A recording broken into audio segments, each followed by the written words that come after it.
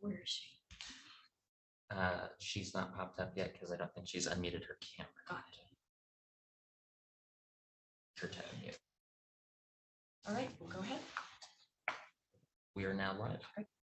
Good morning, everyone. Welcome. Happy New Year. It's good to see all of you. I'd like to welcome everyone to the January 2023 Board of Regent meetings. I do want to announce that we are going live via Zoom and over YouTube. So I also would like to just take a moment in the room here in Pullman, Washington to welcome our one and only Miss Judy McDonald. She has come back to us as our faculty regent, and we're just glad to have you back. Very happy to be here. I got to serve with Judy for a year, like about 3 years ago, 4 years ago. 3 or 4, yeah. Oh, how time flies. Yes. So we are glad to have you and appreciate you serving. So you'll get to meet everybody in person here at our next meeting. So with that, I am going to just move to a little bit more of a somber topic. This is the first meeting of our Washington State Board of Regents since the arrest of a suspect in the tragic murders of the 4 University of Idaho students that occurred last November. The past few months have been frightening, heartbreaking for both the family and friends of the victims, as well as our friends and our colleagues at the University of Idaho, our WSU community, and the residents of Palouse. So with that, I would like to take a moment of silence to honor the young people who were killed on that day.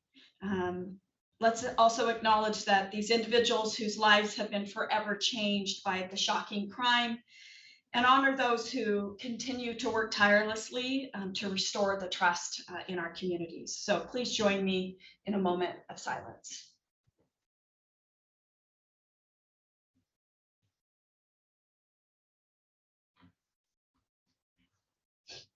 Okay, thank you. With that, I am going to ask President Kurt Schultz to speak, if he can, specifically to the situation, the current status of the situation, and just providing our Board of Regents an update around what has occurred and what continues to be in motion. So with that, Kirk, I will turn it to you.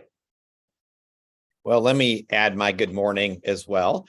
You got to love the virtual environment. I'm in my office in Pullman this morning after traversing most areas of the state over the last 3 weeks. So welcome, everybody. This is like the second year in a row where I think we've done a virtual January meeting. Jeanette, I'm not sure where you are, but man, your backdrop looks really cool. So much better than my sort of foggy one in the background.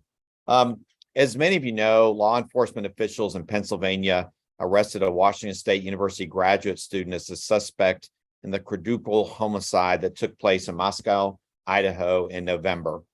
The Federal Family Educational Records and Privacy Act, better known as FERPA, prevents universities from disclosing details about a student's record at an institution. This limits what information WSU officials can share about the suspect. I can tell you that the individual spent 1 semester at Washington State University and is not currently enrolled. It is important to add that this is an active criminal investigation and prosecution. It would be improper for WSU to publicly discuss further information regarding the suspect at this time. WSU police have assisted local, state, and federal law enforcement officials from the beginning of this case, and they will do so as the investigation and prosecution continue. This individual's arrest has stunned the Pullman community.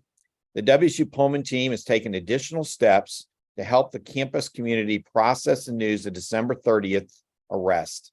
Some of these steps include student affairs and mental health staff from Cougar Health Services been reaching out directly to those students who have a personal connection to either the incident or the suspect. The hiring of a trauma specialist to work with impacted individuals within the university community. Hosting in-person and online listening sessions open to all Pullman students during the first week of the semester. Establishing a contemplative spaces around campus to provide students and employees a safe place to reflect and to recharge. It is worth noting that the WSU Pullman campus has long offered a variety of security services to students and employees. These services were enhanced following the November homicides. These services include Cougar Safe Rides, which provide free vehicle transportation to and from campus most nights. A free walking escort service to, from, and across campus, which is provided by the WSU Police Cadet Corps and is also available in the evenings. The emergency blue light telephones located across campus that directly connect users to the regional police, fire, and emergency medical 911 communication center. An emergency alert text system, which notifies the WSU Pullman community of any potential safety threats. That's really all I'm prepared to say today about this. I appreciate the fact that we have Chief Jenkins with us on the Zoom call this morning. And I just want to express my appreciation to the WSU Pullman campus leadership, Chancellor Chilton, Chief Jenkins, and all the other folks that have been intimately involved in working with our faculty, students, and staff, and will continue to do so as we continue to process this tragedy during the semester. With that, I'll turn the microphone back over to you, Chair Dickinson. Thank you, President Schultz. We appreciate the update and appreciate you all taking the moment here to just pause and think about those individuals that we spoke of. So, okay, we will turn the corner here and officially dive into some meaty stuff of our agenda that we have before us for today and tomorrow. I just, as always, would like to give a big shout out to Desiree Jacobson, who puts this together for us. You do such a nice job, and for everybody here in the room with me to make this all come together. So thank you. And if you guys want me to pour you a cup of coffee, I can, because that's my backdrop. And I'm thinking to myself, like, I can see the cookies over my shoulder the entire time. So that's going to be, just ignore it if I get up and decide to grab one. With that, I am going to start with our Strategic and Operational Excellence Committee, and I'm going to be turning that over to our committee chair, Regent John Shetler. Welcome, John. It's good to see you. Your background looks really great too, and I can only imagine your view out that window there. Thank you, Chair Dickinson. Welcome to everybody. Happy New Year. President Schultz, thank you so much for the background and the update that you gave us. That was super helpful. And we will all work diligently through this difficult time. Right now, I'd like to welcome everybody to the Board of Regents Strategic and Operational Excellence Committee meeting. And we have today one information item and two discussion items. The first information item is going to be from Vice President for Strategy, Planning, and Analysis, Christine Hoyt, and she's going to give us an update.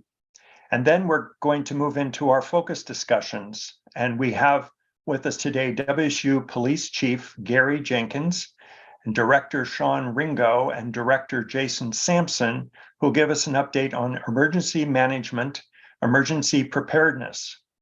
And the second focus discussion item is our legislative review and agenda update that will be given to us by Vice President and Chief Legislative Officer of External Affairs and Government Relations, Colleen Kerr, and Assistant Vice President for Federal Engagement and Advocacy and Executive Director of WSU DC, Glinda Becker-Fenter. So first, I'd like to turn it over to Christine Hoyt for an update on Office of Strategy, Planning, and Analysis and the system report progress. Christine? So thank you so very much, and good morning, everybody. So today I'm going to be focusing on the WSU System Strategic Plan Scorecard and an update on that, which outlines our progress on the implementation of our system strategic plan. So that's for 2022-2023, which I believe you all received as part of your material. So had that for review previously, along with the information cover sheet that was outlined there for you. The scorecard is the tool that we have developed to record our progress on the work we're doing to achieve the specific objectives and to meet our targets that I outlined for you at the September Board of Regents meeting. So I will review the scorecard document today and highlight some key points about its contents, as well as a few words about our process. I am aware that you have a very busy, as indicated, a media agenda today, so I'll keep my presentation fairly concise as I move through it. So since we met in September, we engaged here in a series of activities that were led by my unit, the Office of Strategy Planning and Analysis. Those were all designed to align everyone around the system plan implementation and a process by which we can monitor and report our progress in an ongoing and consistent way to you and to others in the WSU community. So on the information cover sheet that I provided, I outlined a series of activities that I won't go over each of those in detail, but maybe a couple of highlights. The establishment of a system strategic planning coordinating council, which is a council that I chair, that overall is charged with helping to see oversee the implementation of the system plan. We appointed goal leads for each of our 4 goal areas that are in our system strategic plan. And those goal leads led the development of strategies that you see on the scorecard document. And they serve as liaisons really between the council and those who are doing the work, the activities that are outlined there to carry out all those various strategies. So the scorecard document itself does have the goals and the objectives and the measures that we discussed at the September Regents meeting, but then you should now see additional details, including those strategies I mentioned, and that's all the work and activities that we're doing here at WSU throughout the system to achieve the objectives and to meet those overall goals and targets. So a little bit about that, you will notice that each has a status marker associated with it, a little key there of green, which is somewhat intuitive that a strategy is on track. Either it's begun or is about to begin, but on track in that way. Yellow, some kind of a caution associated with it, maybe a potential barrier, maybe at some point an obstacle that might be preventing us to proceed, but certainly still feeling that we can accomplish the strategy. Or red, a strategy, maybe something happens and we can't meet that and might need to make some kind of an adjustment or change a strategy maybe in the future. Currently, though, we're in a favorable position for the majority of our strategies, thanks to the efforts of the team members who are actively working toward achieving those and doing the work in those areas. So right now, the scorecard includes 18 strategies total among those full goal areas. Of these, 15 are identified as green, 3 are yellow, and of course, at this point, none are marked as red. So we and I am and our group is regularly communicating and meeting with the leaders of these goal areas. We're going to continue to collaborate closely, of course, in order to track progress, keep you and others informed, and stay on track. Future work. So that's where we really are with the scorecard document.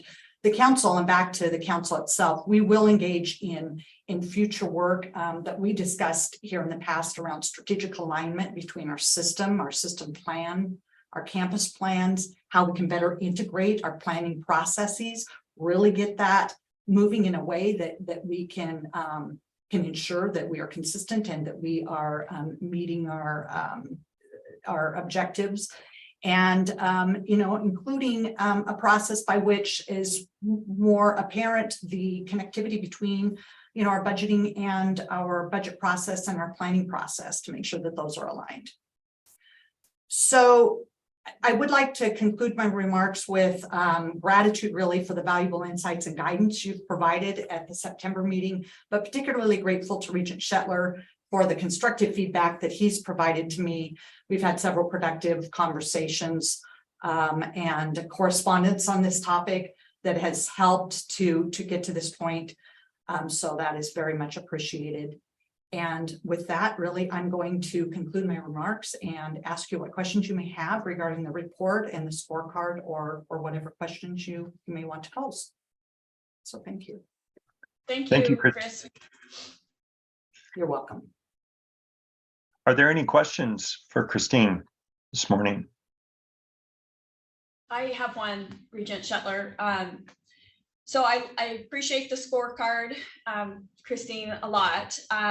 So 2 questions. Is this completed on a monthly basis or updated on a monthly basis? And is it the goal leads responsibility that they're updating this and putting percentage of completion?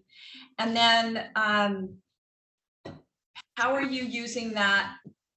Is that something you're sitting down with Kurt? For example, we have a similar scorecard in my other life, and the scorecard kind of drives most of our content and our meeting information, and we peel off from different things, but it does drive as a pretty consistent source so that we are consistently talking about the same things. How are you using it? Yeah, so so the answer to your first question relative to the updates. Yes, so already we've started a process by which so for example, we developed these in December. And so in January, prior to this meeting, I met with the goal leads again. Not much had really changed, obviously, because December and holiday and whatnot, but as regular check-ins. If there are major updates to the scorecard, and of course, there hasn't been too many major updates at this point, but if major updates to the scorecard that are significant, we will put the additional scorecard out. So we plan to have that in a space where people can see it. So we'll get that updated for February, for the February council meeting. The goal leads are responsible for making sure that the work continues to be done. Our responsibility is to help monitor that and to collaborate with them, see where we can help support them if there are any matters that we can help with, or identify others who can help. And then we'll get kind of a regular cadence and see how that's going to develop. So maybe on a monthly, or some of those really depending on the strategy, might not be on an exact monthly basis, but yes, on a consistent basis. So we'll figure out the cadence, I guess, for that. We have started to interact and put into place conversations around these, and the exact procedure that we're going to follow to help drive that, we're still determining. So really more to come on how we're going to be using this as we move forward. But yes, we are going to be using this to help drive and see where we are so that we can continue to make progress. And again, figure out how we can make sure that we are, for example, we have a proposal to bring leadership back together and to look at our progress to help determine, are we on track with these strategies? Are we going to continue to keep these very strategies and these priorities? Where do we need to make adjustments? So yes. If I could, I do believe that we will integrate these much more closely with my goals and objectives next year with others as we get into a more regular cadence. And so I just remind the board, this is new for us. You can say, boy, this should have been done 5 years ago, and maybe I would agree with that. But with Chris's unit in place now, with the sort of red, green, blue, with regular updates with vice presidents, and then tying that into our strategic plan, and then tying that also into budgeting, which, if it's a real strategy, you're putting money behind it. I think you're going to see all of that continue to come together. And I think by next year, I don't mean next calendar year, but July 1 and beyond, I think you're going to see these much more integrated as we stand them up. So we're modernizing some of this as quickly as we can. It's never fast enough, but I do think we're making really nice progress. Thank you, President Schultz. And I would just like to add to Chair Dickinson to be hopefully responsive to your question. I am meeting with Christine monthly, and we're going through the scorecard to make sure. So I would say that the cadence is currently monthly, that I check in with her. She's giving me updates, and then we know exactly where we stand in terms of progress. So thank you. bet. It looks like Brett? it looks like, yeah. Yes, thank you, John. And thank you for the report, Christine. I'm looking at your student experience graph. And the problem with red, green, blue and stuff, I tend to skip over the green ones and I focus on the ones that aren't green. But the yellow one, match strategies with peers. Could you elaborate on what peers we're looking at or for? And Oh, okay, so. perhaps explain some of the language. that you- Right, so peers, let me start an answer, but I also am going to say that with regard to the specific peers that the retention or the academic affairs and then within the folks that are working in retention, they may have devised a set of peers that they are specifically looking at. But WSU has a set of peer institutions that are both legislatively determined as well as self-determined in with whom we compare ourselves on a whole number of bases. Sometimes that differs though, depending on the discipline that you are in, because you may, so for example, I'll just use one that's not related to this. Athletics might compare themselves to a different set of peers than maybe you might see on the research side. So I don't know which specific peers are in that subset, but that is certainly something that we can answer you on and get a more careful answer. But it is a set of individuals or a set of individual institutions with whom we are comparing. And others may want to answer that in a more complete way. And then want to make sure I'm answering your question. Is that the full of your question, or did I miss a part of that in terms of the caution that's associated with that?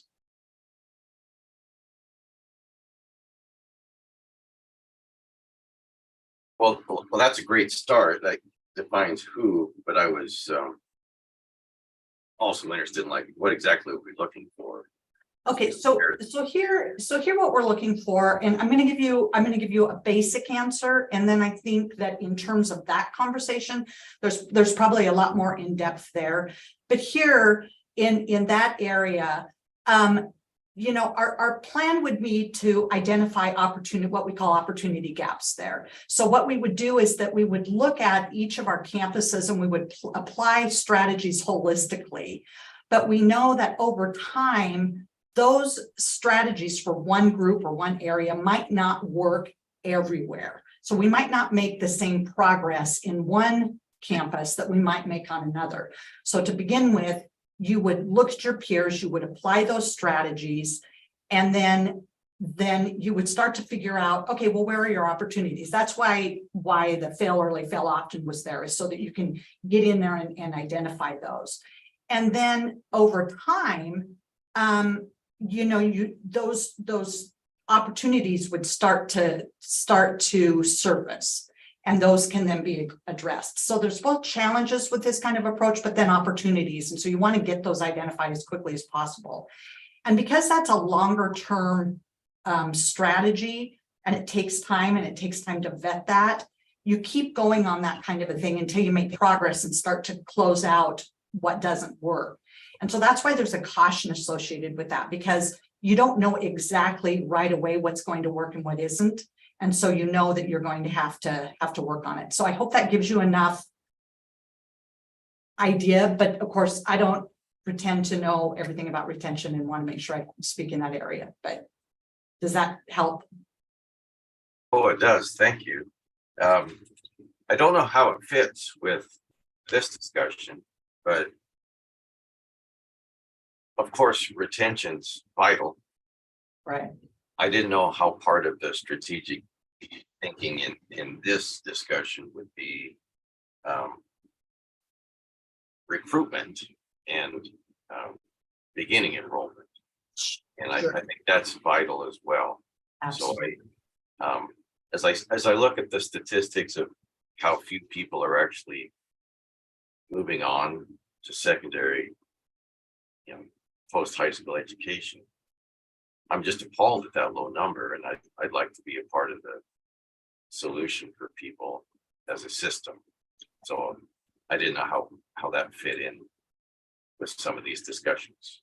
I do think that is, if it, you know, on those kind of discussion, that's definitely not my area of expertise. Those are the kinds of, I think, further conversations and reports that the Regents, those are the kinds of things that we can arrange to have the further conversation, working with President Schultz and with Desiree in terms of the Regents wanting more in-depth conversation around those specific topics. And that is part of the great thing about bringing this to you, is to start to identify those areas for deeper dives.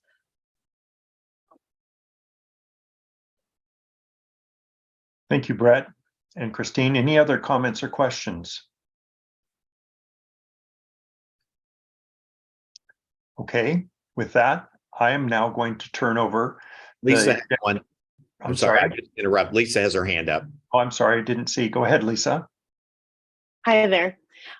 First, I want to really thank you for your leadership, Regent Shetler, and appreciate the scorecards. I think those are really helpful. I was curious, and maybe I missed this, and maybe it's set for a future conversation, but the integration of the strategic plans with the other campus plans, do you envision that the ongoing scorecards will just continue to evolve and incorporate those other goals as we move forward? Definitely. Yes, that is definitely something that we will actively be working on. What does that look like? How do we intend to do it? How do we intend to present it so that you can get a full picture, and particularly thinking about our June retreat and talking more about those topics and getting some specific reports. And so yes, those are active conversations, and we definitely plan to go there next. Yes. Great. I really appreciate that. There's a lot Yes. here for 2022, 2023, which is, it looks like the scorecard is focused on just this next year. So appreciate that. You bet. Thank you, Regent Shower. Any other comments or questions as I scanned the Hollywood squares here? I don't see any. So with that, I'll go President ahead. Schultz. President Schultz, I'm sorry. No, that's quite all right. I guess from the other regents, some that have not spoken yet, it would be helpful to know if this feels like the right direction that we're going in. Is this the way you'd like to see data presented? Things like that. I think some of the questions that people had around the specifics, one thing I have on my list from the discussion is we need to actually give the board what our peers are on these things, just so you're aware. If we say we're going to compare with peers, it's, I think Brett starting that question on who are they exactly is a good thing. But it doesn't have to be right now, but I would welcome feedback, because what we don't want to do is double down on this and everybody goes, well, that's not quite what I was looking for. So I think as we continue to evolve and pull these strands together in the way we need to, we really do need that feedback. So to John's point, the on my display, Kirk's right in the center. So it's like, are we going to go to Charlie Weaver for the block here? How come Kirk's the center? Can we make that different? That's where I want to be, right in the center. Yeah, not left, not That's right. good, right on the hot seat. Yeah, maybe just one last comment, and thank you, President Schultz and Christina. This has really come a long way since we last discussed the strategy. Just a reminder, when we last talked about this, I think we said it was through 2025, which is just around the corner. So from a long-range business planning standpoint, looking at the near term, looking at the long term, and really creating energy behind the system integration and performance, management. So for me, it's, we're starting, but I also feel a little sense of urgency around, wow, this 2025 is around the corner. And maybe we can ask the leads to really help us with the vision as well in these sections. So building on what Regent Blankenship said, not just the metric, but what is that vision for student experience, and really drive that energy. So I just want to compliment the whole team and Regent Shetler. And I'm really looking forward to great things coming out of this. Thank you. Thank you, Regent Ramos. Appreciate that. Last call, going once, going twice. So, Not yet. okay, I actually want to just follow up on what Jeanette said, which I think is a very good point. Because that's really kind of what I'm looking for more than anything else is, what is this going to mean to the students? And I guess I need to see this evolve a little bit more as to get a clearer understanding of that. So that's what I'm looking for as we go forward here. So, but nice work. Let's keep it going. Back thank to you, Erna. Thank you.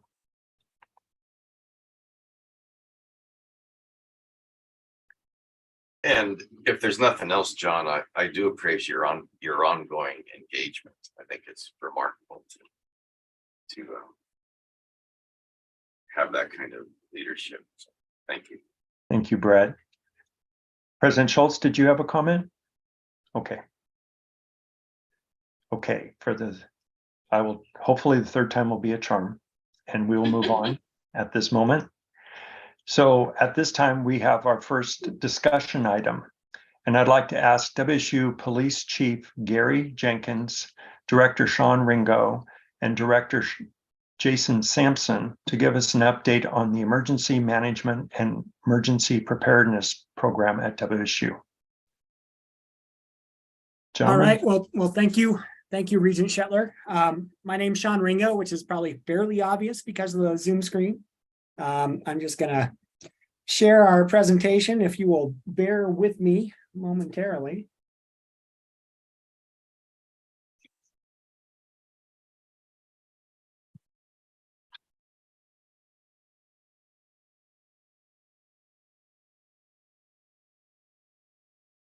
All right, hopefully you're all seeing our presentation there. So diving right in, environmental health and safety, emergency management, and fire safety, we support the WSU system. We work closely with our partners in public safety, such as Chief Jenkins, who's here with us today, facility services, the Office of Research Assurances, student affairs, colleges, and our IT team. Jason and I, together with Doug Anderson, our emergency management and fire safety compliance officer, comprise emergency management for the Pullman campus, and we coordinate system resources. Doug replaced previous personnel and started with us on December 19th, 2022, so just recently. So he's still new to WSU, and that's why he's not here today, but we're very, very happy to have him on our team. As a system, we engage regularly with emergency management representatives from each campus and Research Extension Center, meeting monthly to discuss emergency plans, support functions, and share lessons learned from recent events. Emergency management representation on our campuses outside of Pullman includes individuals charged with campus security roles and campus facilities management. Our Research Extension Centers are represented by facilities personnel and REC directors. WSU Emergency Management across the system partners with state and local agencies through mutual agreements and combined comprehensive emergency plans. Emergency management and our partners have established response protocols for many emergency scenarios. The most common include chemical spill response. So environmental health and safety provides cleanup and decontamination for most chemical spills that happen on campus, typically in our research facilities. A less frequent event that might require that we evacuate a building or portions of a building and involve the fire department, and they take over the incident as incident command. And then we assume the role of chemical safety subject matter experts until the fire department relinquishes command back to WSU.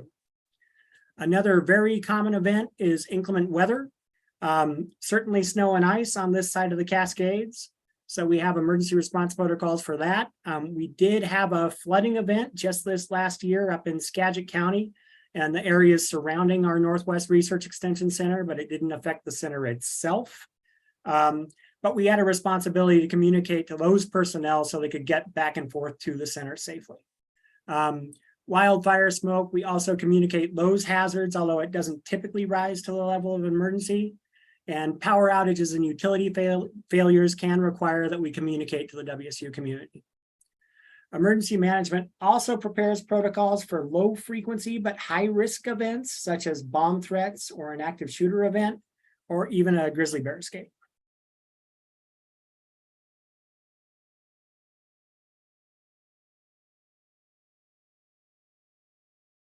As I'm sure you guys all might be aware of, institutions of higher education are required to immediately notify campus communities when there is a significant emergency or dangerous situation on or nearby a campus that could involve a safety or health risk to students or employees. WSU has these alerts capabilities at all our locations. WSU students, faculty, and staff are encouraged to sign up for these systems using their WSU ID and password. The systems used may differ slightly depending on the relationships with other entities, but the principles are all the same. Messages can be sent out by multiple people at each location and that have been trained on the system there and have the approval from that location. We primarily use Everbridge, and this system can actually send out alerts via text, phone, and email. An example of the other options are at WSU Everett, where they have a really good relationship with Everett Community College, and they actually use Rave.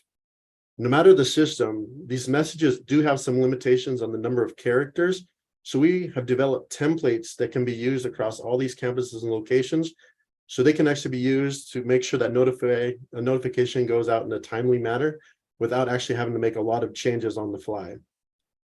Additionally, we have outdoor warning systems that can be utilized if necessary. These systems, again, are slightly different depending on location, but the idea is you use them in conjunction with the other alerts when necessary. Again, Alertus is another example of a way to alert people. This is a message that can be sent to individuals on their WSU computers, and it goes right through the IT system. And so if people are working in their offices, they do get the alert right on their computer. Finally, because of those limitations and characters, we actually also have a website, the alertwsu.edu website, where we can provide more detailed information and more frequent updates to a situation as it is ongoing. A lot of these alert systems are kind of connected to the Clery Act.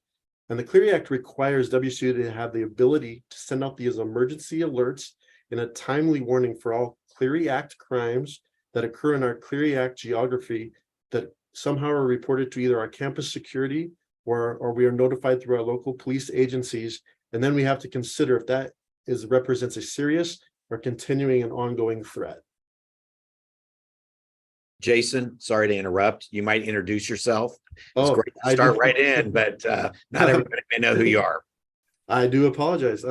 So I am Jason Sampson, the co-director with Sean Ringo in Environmental Health and Safety and Emergency Management. I do apologize for that. As I just talked about all those systems, it's important that even though we have these systems, we actually know how to use them. So once per semester, each campus conducts a regular drill and system test. These tests allow WSU to ensure that equipment is working appropriately, provides an opportunity for users to see what that alert looks like on their phones, the emails, how that outside warning system sounds, and then it provides practice for individuals that need to send out those messages. Outside of those messages, we actually have the opportunity also to practice lockdowns. So we do have some automated doors in case we do need to showcase how that works and make sure that system is in place. And finally, we use campus security cameras to be able to track responses from individuals who get those alerts, just to see how they react, so we can actually better use that when we're planning our response activities. Good morning, everyone. I'm Gary Jenkins, Chief of Police on the WSU Pullman campus. Although not typically associated with emergency management, there are executive policies and BPPMs that address threats and potential threats to the WSU community. The threat assessment team was created by Executive Policy 42. The threat assessment team convenes to assess threats to the campus community and makes recommendations to the respective chancellor to mitigate those threats. Threats can include WSU students, faculty, or staff, non-WSU affiliated persons, or even events such as the recent homicides in Moscow. The Dean of Students and Police Chief co-chair the threat assessment team. The team is multidisciplinary and includes representatives from all campuses. Membership includes human resource services, emergency management, campus safety and security departments throughout the WSU system, student affairs departments throughout the WSU system, academic affairs, Office of the Provost, counseling and psychological services, the Attorney General, and then depending on the source of the threat or other concerns, others may be asked to participate on a particular assessment.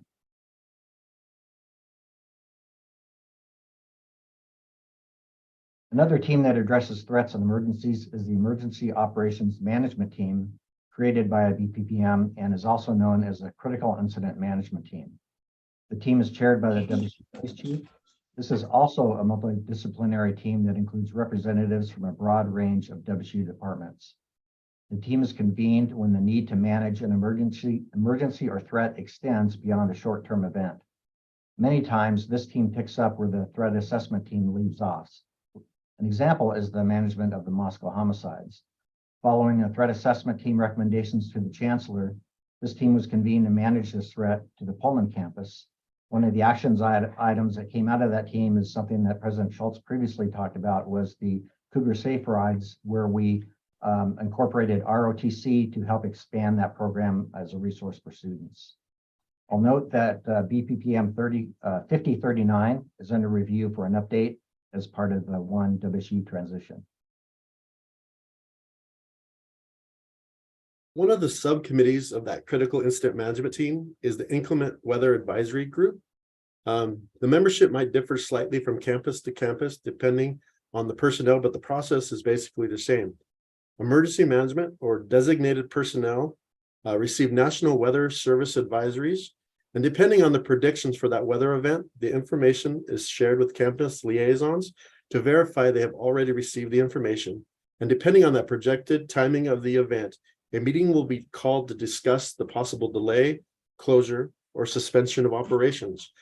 Prior to the meeting, individuals gather information from local public safety, the Washington State Department of Transportation, Washington State Patrol, the public transit, local school districts, and facility services to discuss road conditions and the snow removal status.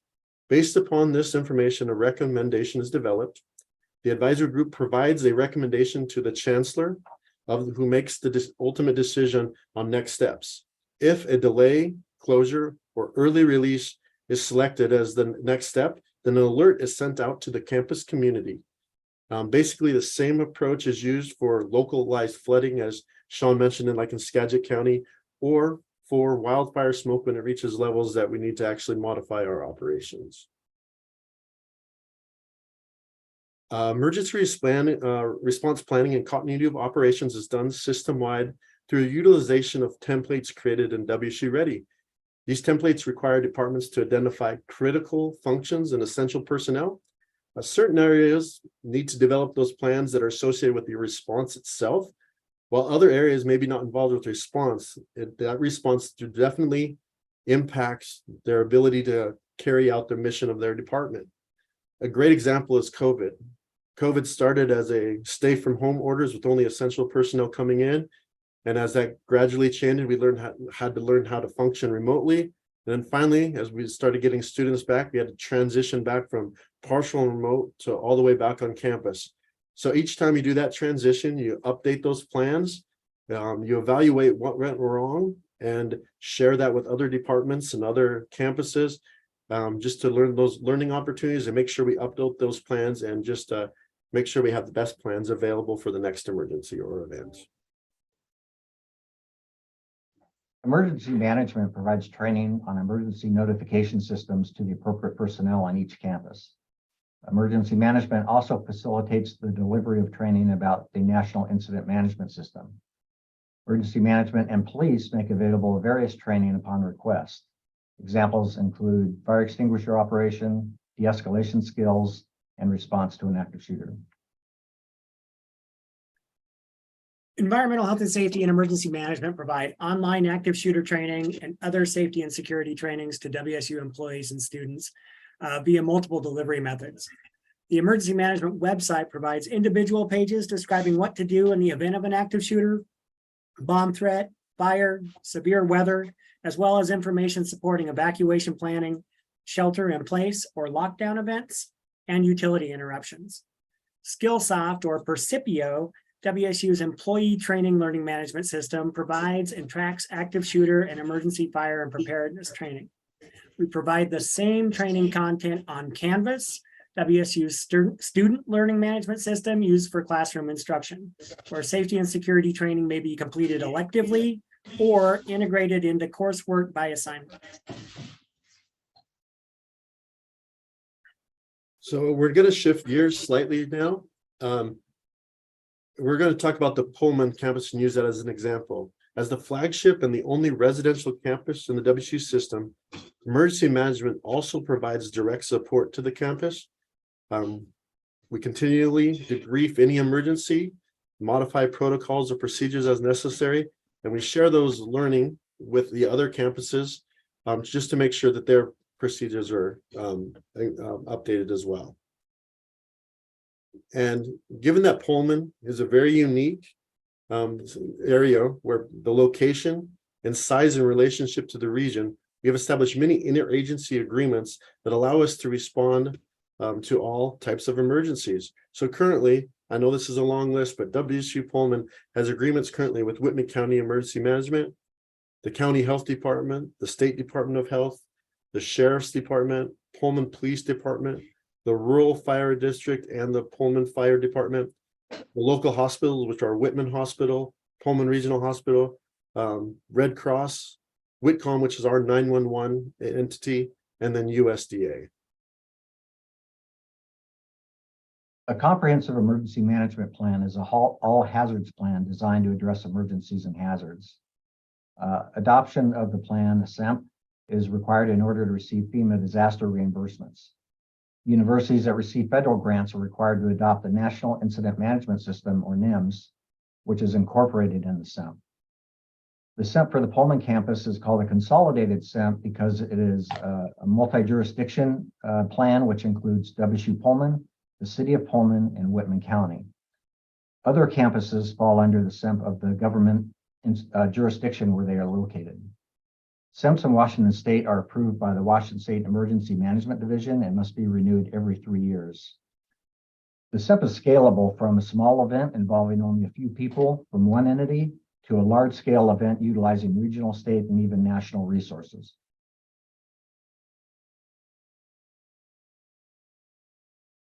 As Gary just mentioned, the SEMP uses the incident command structure, which is a structure established by FEMA to help with these more multi-agency responses. The size and type of the structure is completely dependent on the size, type, and duration of the incident. The simplest response may only require the on-scene individuals to run the entire incident command structure. But as that duration or size of the event or the number of people impacted grows, then you need to include more areas. Perhaps you actually engage the policy group, which is the chancellor's cabinet, and they actually provide guidance to the logistics and operations group that actually support on scene and support the support areas for that event. Each event is going to have different logistics and operations people depending on the type of incident. So FEMA has actually created these emergency support functions. So throughout the nation, each function and type of function is the same. Can you please advance the slide? Thank you. So I want to give an example. So if incident command on scene asks for an evacuation of an area, that incident command can reach out to the logistics and operations group. That group will actually reach out to an emergency support function, in this case, transportation. So within that SEMP that actually Gary mentioned, we've already identified those primary groups, both in the WSU side of the things, but also the city of Pullman and within the county. So from a transportation standpoint, the operations and logistics lead will reach out to parking services or transportation services and the facility services motor pool, and perhaps even Pullman Transit. Those individuals will actually help coordinate the efforts needed for that evacuation. And they can actually rely on individuals within those areas to maybe help with traffic control, or actually maybe even locate drivers to help drive 15 passenger vans or vans to get these people to evacuation location that's already been pre-identified in the plan. So at the same time, these individuals are being evacuated, operations and logistics will also be turning on another emergency support function, such as housing and human services. So they'll be reaching out to student affairs to make sure that that evacuation location is ready to receive individuals, because they'll have individuals there with clothing perhaps, or the need for food at these pre-designated locations, both on campus and within the city of Pullman. WSU home football games is an example of an event that implements both the comprehensive emergency management plan and the incident command structure. The operational structure is the same as handling an emergency. An emergency operations center, or EOC, is established, and there's an incident commander, and in this case, it's the WSU police chief. It operates under what's called unified command, in which law enforcement and fire EMS have operations simultaneously and can coordinate operations in the EOC. One of the functions in the EOC is the liaison officer, who would call for additional resources as needed. And in this case, it's the Pullman police chief. Another function is planning, and that's performed by WSU emergency management. This structure is implemented in other large-scale events. WSU's steam plant maintains sufficient backup power generation capability to meet approximately 50% of Pullman's campus demands. The veterinary teaching hospital and research facilities sensitive to power outages have dedicated emergency generators. This all helped significantly a few years ago when the Palouse experienced severe windstorms. WSU was fairly self-sufficient, allowing Avista to meet the needs of the surrounding community before restoring power back to the feeders supporting campus. WSU Facilities maintains a prioritized list of facilities to transfer back onto backup power during an outage, or onto alternative Avista feeders. During large campus events, such as like a football game, the stadium would be prioritized at the top of that list to receive backup power. So this is actually a picture of a utility outage we experienced just at the end of last summer, right? A contractor was working on site to directionally drill in some fiber optic cable. During that drilling, they struck one of our chilled water lines, right?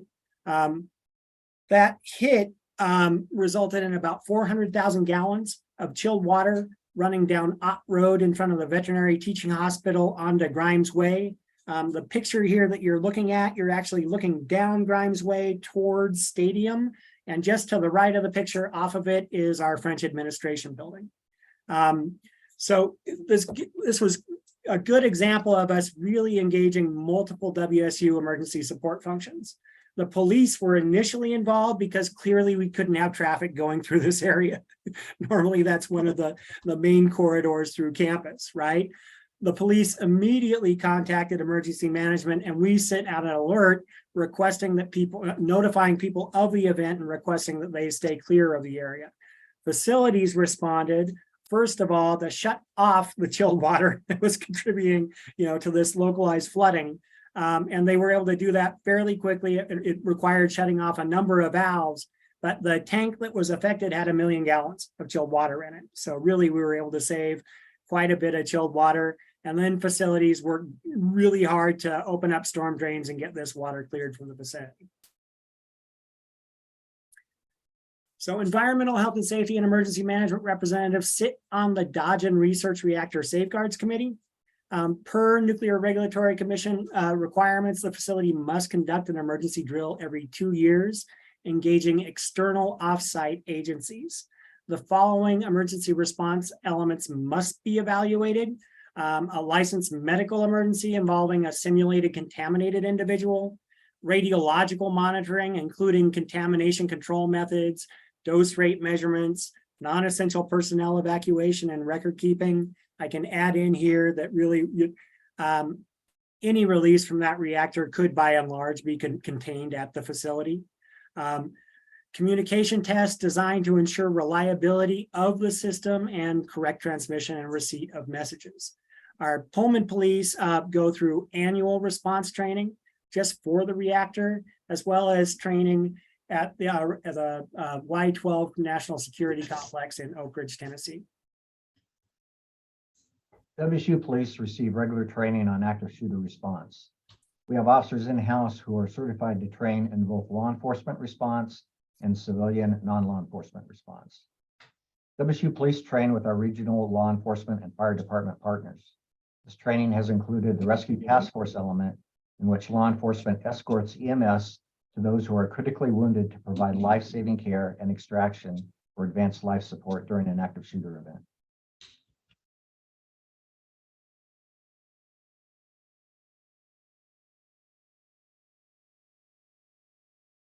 Thank you, gentlemen, very much. I am actually brought this up at past Board of Regents meeting, and I am pleasantly surprised at how well organized you are. And it appears as though there you have a lot of not only plans in place and the testing and drilling that goes on, but just you exercise a lot of operational excellence in this process. And I'd like to thank you for your presentation and what you put together today. Before I ask for questions, I'd like to ask a question. And that is, I am sure Jason and Gary and Sean, that each of you have, you know, as well as you can be prepared, you always know that probably where your weakest link might be. And that might be what keeps you up at night. And I'd like to just hear from each of you what keeps you up at night with regards to the plan, and what can the Regents do, if anything, to support you and making sure that not only the community and our students remain safe, as well as our faculty and friends in the community.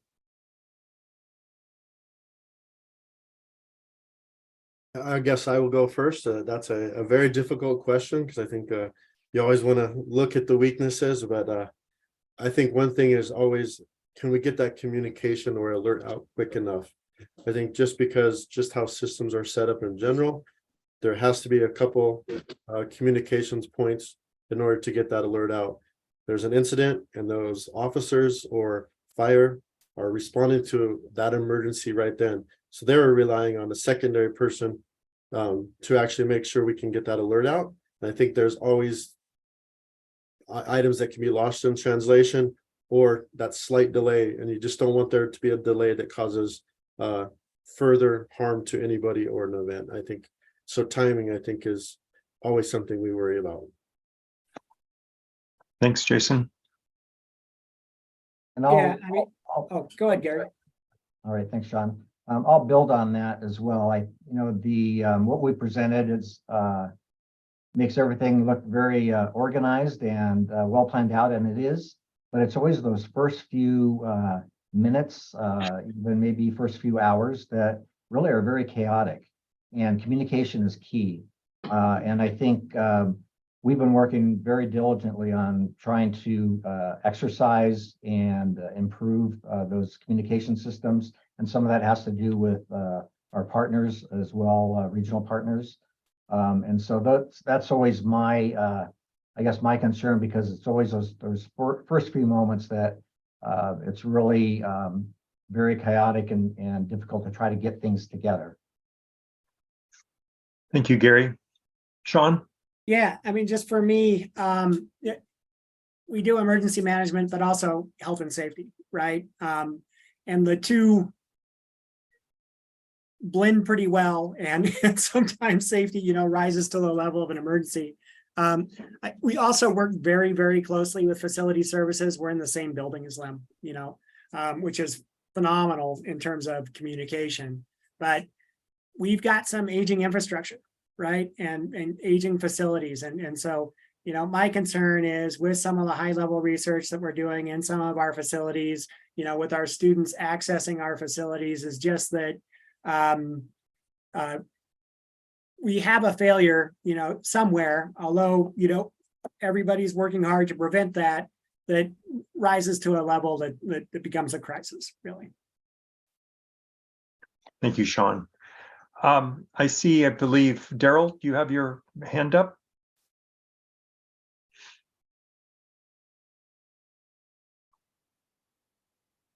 Marty, yeah, did you mean me? Daryl DeWald, it looks as though your hand might be up. You're on. I didn't think so. Okay. So no. All right, apologies. Any comments or questions for our team? I have a question or Yeah. just inquiry. Okay, so we are seeing this mass shootings lately go up. And I'm just wondering, when these types of things happen, do you worry or have more concern or suddenly go on higher alert on the campus during these types of things?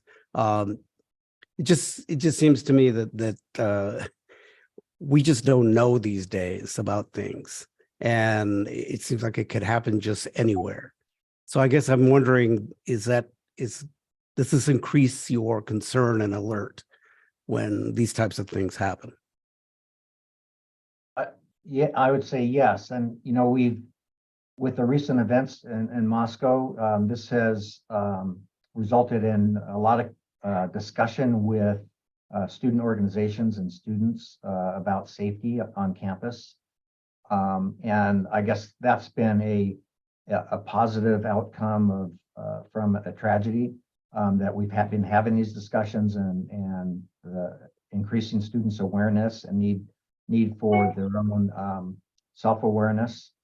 But as a law enforcement agency, we always debrief these types of events and try to plan for events that happen elsewhere if they were to happen here, and so that we're ready for any type of eventuality that could happen here. So it does raise our level of concern, and it does with the student population, I believe, as well. But again, that does give us an opportunity really to discuss that with the campus community and be better prepared if an event were to happen here.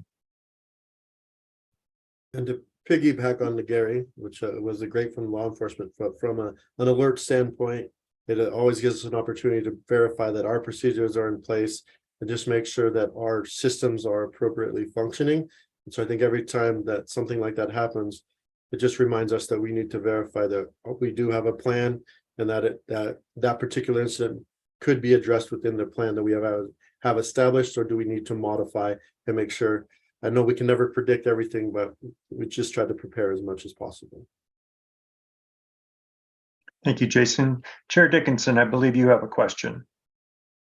I do, thank you. And then Regent McDonald has one in the room here with me as well, Regent Shetler. So Jay, maybe this is a question for Jason or Sean in particular, but being from the financial industry and having branches that are robbed at gunpoint, unfortunately, on a kind of regular basis, the emergency management system works up to the point that the people that actually need to engage in it, who often are not thinking about it on a regular basis, or quite frankly, checking the box when we do the training, that's where we kind of break down candidly in that moment. So what is your comfort level, or on a scale of 1 to 10 from a training perspective around faculty, staff, people that are working events, those kinds of things? What's your comfort level truly on the training aspect and the absorption rate of what that feels like and looks like for people? That is a great question. I think it's training is a thing that is very important.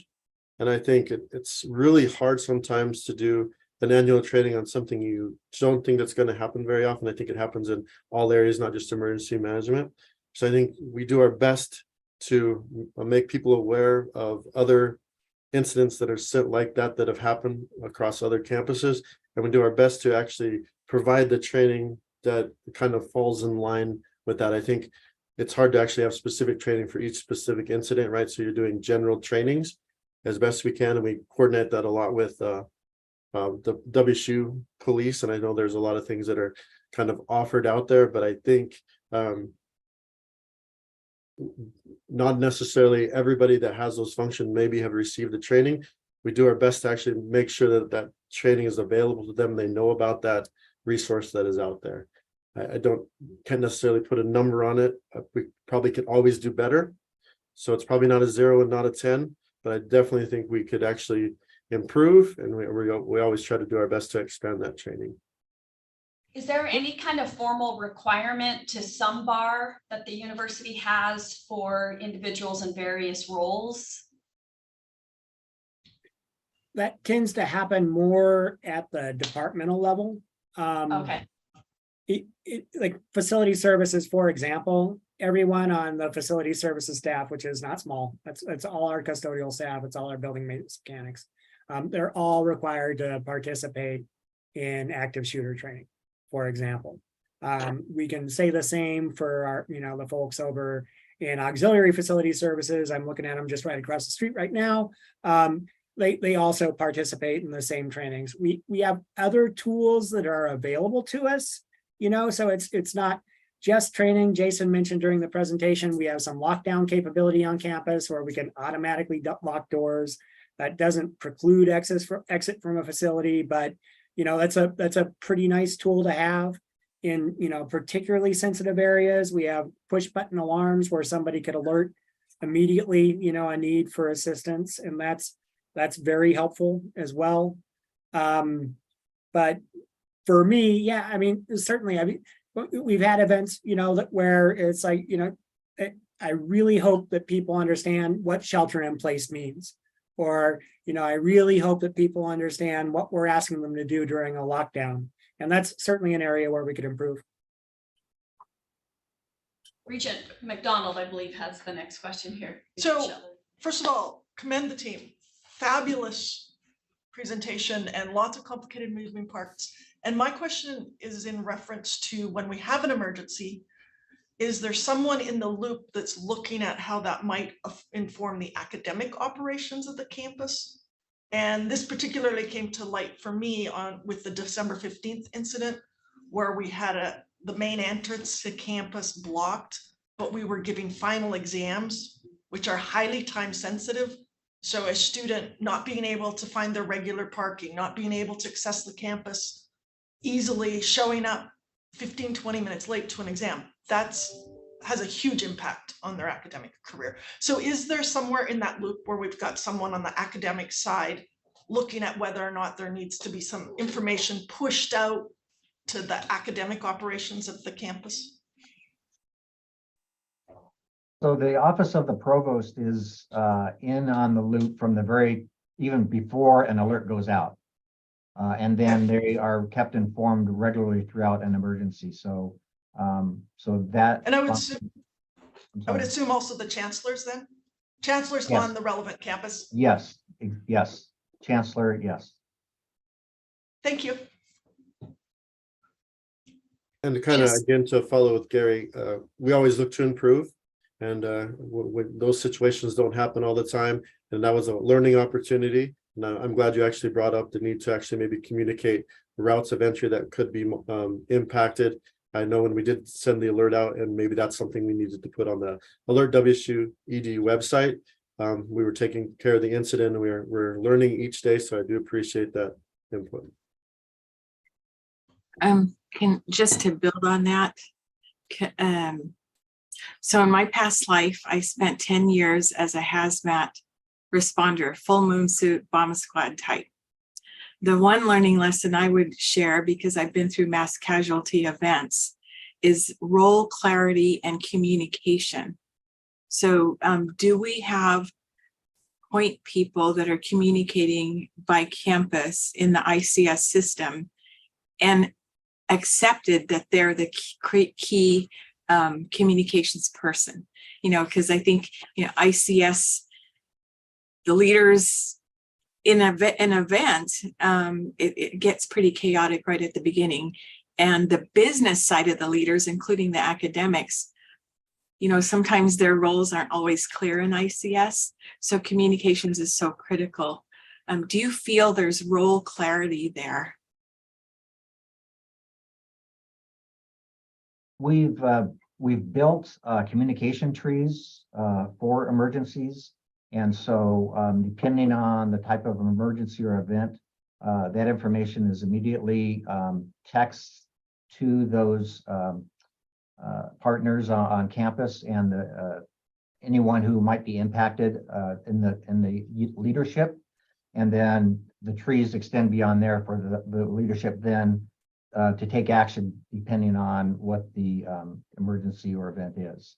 So we do have those communication trees built in to ensure that communication is broadcast to everywhere it needs to be. Does that answer your question?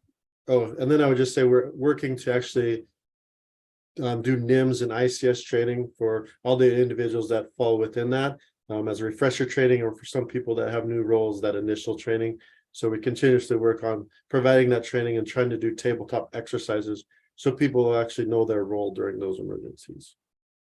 Yeah, our emergency support functions really are very well defined on campus, you know, by a department or area, but it's important to come back, do those tabletop exercises, right? And kind of reinforce what are people's roles in that response, you know, because that can quickly shift things. It can shift things off Gary's plate. It can shift things off, you know, our plate when we, you know, transition and rely upon the support of those emergency support functions. And when everybody just performs their role as requested, our response, it's much more smooth. Yeah. Well, thank you. Can I go, John? Yes, please. Yeah, thank you. Thanks to all three of you for the fantastic report and the detail. And I have yet had the opportunity to thank Chief Jenkins for stepping into your role and how important that is. But I wanted to echo Regent Ramos' concerns. And one of the challenges of presenting to a board like this is sometimes you don't know the life experiences of all the people present. I have some experience as EMT trying to scrape people off of State Route 26. And I still do volunteer fire department type stuff. One of the things that you all face is no one really cares that much about emergency preparedness until you have one. And then it's like, well, why weren't you better prepared? And so I'm very pleased that all of the planning and background work you have done. But to Regent Ramos' point, it would be helpful if we would consider letting the public know that we have contingency plans in place and we are prepared, because that's a lot of the questions that comes forward. The tragedy in Moscow, the first question was, well, is Pullman ready for something like this? And we didn't really say so. And I like that front end loading of communications a little better. I was concerned on some of the decision trees, that communications as you went through 1, 2, 3, 4, but it was down around 15 or so. I'd kind of like to move that up the chain a little bit of boom, emergency preparedness is activated, unified commands in place. Here's the person to get the information from, you know, right off the bat. And a lot of agencies and a lot of offices involved. I was waiting to hear the word unified command, and finally did well into the presentation. But it's easy to look at where tragedies have happened elsewhere and what may have gone wrong. And we think of the horrible situation at a school in southern Texas, where it's like nobody knew who was in charge, more or less, and we certainly don't want to repeat things like that. I don't think we will, but I would like us to consider the communication aspect higher, and even without an emergency, communicate that we've thought about these things in detail and are as prepared as we know how to be. And I think that would be a welcomed response. So thanks all of you. Those are my comments. Thank you, Regent Blankenship. Are there other comments or questions for the team?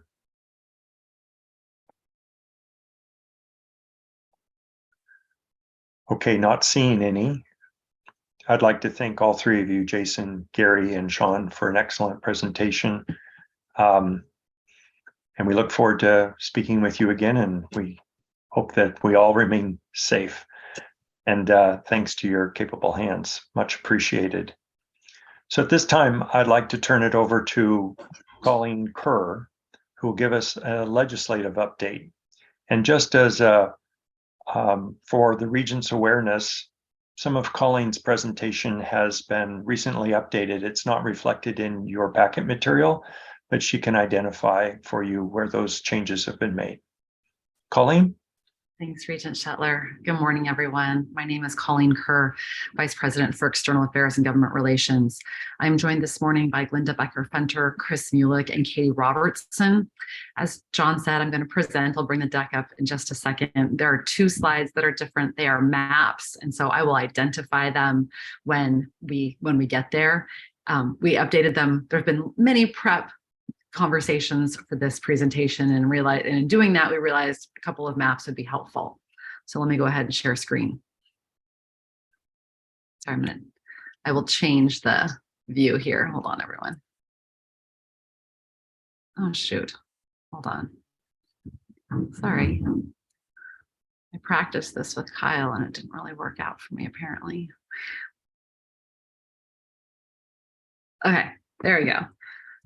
So just starting here with an org chart, we won't go into that, but if you have any questions, what I would identify is that this office, we do matrix reporting. So we have a couple of positions that are shared. I think there's a little bit of an echo, so I don't know if someone needs to go on mute. With obviously the budget office, Heather Yockey, we share Daryl, Vice President and Chancellor Daryl DeWald and I share with Patty Stauffer for Health Sciences. We share with the Office of Research with respect to Karen Hunt for Public Affairs, and Katie Robertson, who will be speaking today with Marketing Communications. Today, the presentation is going to focus on three topics. Chris was able to speak to you in November and to provide a legislative update about where we were at with respect to decision packages and hopes and dreams for the governor's budget. Today, Chris and I will be presenting in terms of what we actually saw in the governor's budget, where we are at with respect to the state legislative session. And then we had a late breaking governor's request decision package for INEF, and we'll talk about that as well. Then we'll transition into a political and programmatic overview for state relations. Des and I did some archaeological work, and we realized the last time that we did this for the Board of Regents was in 2017. So that was kind of in the conversation, the prep for that. That's where you'll see one new map. And then Regent Shetler requested a presentation on the programmatic and political overview for federal relations. We've never done that for the Board of Regents, so I'm really excited to talk with you a little bit about federal relations. So I'm going to move into the first section, which is our overview. This is a map some of you will have seen before. I show it internally a lot. It just helps to orient us to where we're at in the calendar year with respect to state legislative process. So we all working together, thank you, Regent Dickinson, and those of you who put work into this, we were able to move our decision package timeline with respect to the Board of Regents and your approval.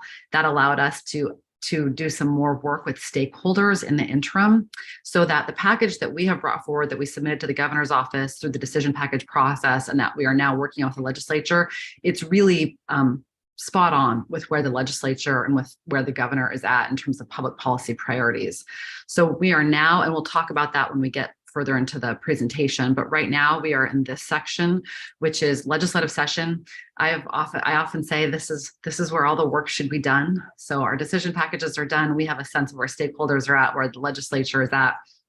And we are now just kind of advocating to get things across the line. We do overlay public affairs during this part of the annual process, and we'll talk about that, but this is just to orient us. So I am going to just hand it over to Chris quickly. I'll start by saying, we've already talked about this, but we're on day 18 of the state legislative session.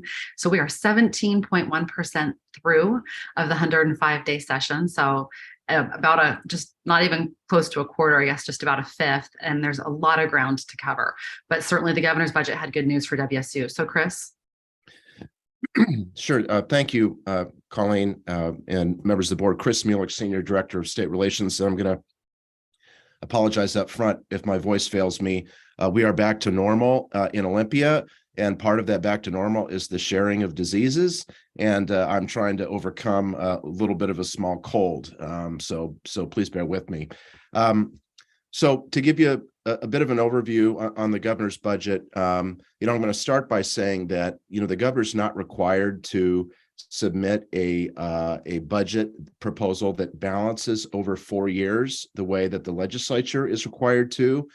And so as a result of that, what we have seen throughout his tenure is that, his budget tends to be the high watermark for spending. Now, sometimes that changes because you get into the legislative session and economic growth and new tax collections come in that, that help with that. But by and large, the governor's budget, certainly this year proposal was really seen as a high watermark, and just having conversations with members of the majority caucuses, really kind of expected to be that high watermark and possibly by a fair margin, as we'll see the House and Senate produce their budget proposals probably in the early April timeframe. But that said, there were a lot of things in the governor's budget to like, and kind of, almost a little bit puzzling given, some of what we've seen with the revenue trajectory. But to just kind of go down the list a little bit, and we're going to talk about COLAs a little bit later, but we had asked for $34.5 million for enhancements of 4% in the first year and 3% in the second year for cost of living adjustments for faculty, professional staff, and graduate students. The governor funded 20 million of that 34.5. And you will recall conversations that we've had certainly recently, but even over the years, about the state government's methodology for funding COLAs in higher education, which for the past decade or so, they have really split between new state appropriation and what they anticipate to be new tuition revenue. And so we were able to secure a small enhancement in that last year. And the governor's office, the governor's budget actually does make some progress for the 4-year sector as a whole, but not for WSU. And the reason is WSU's split of new state appropriation to fund COLAs has always been higher than most of the other institutions. And so what the governor ultimately did was, we're going to bring everybody up to WSU's level.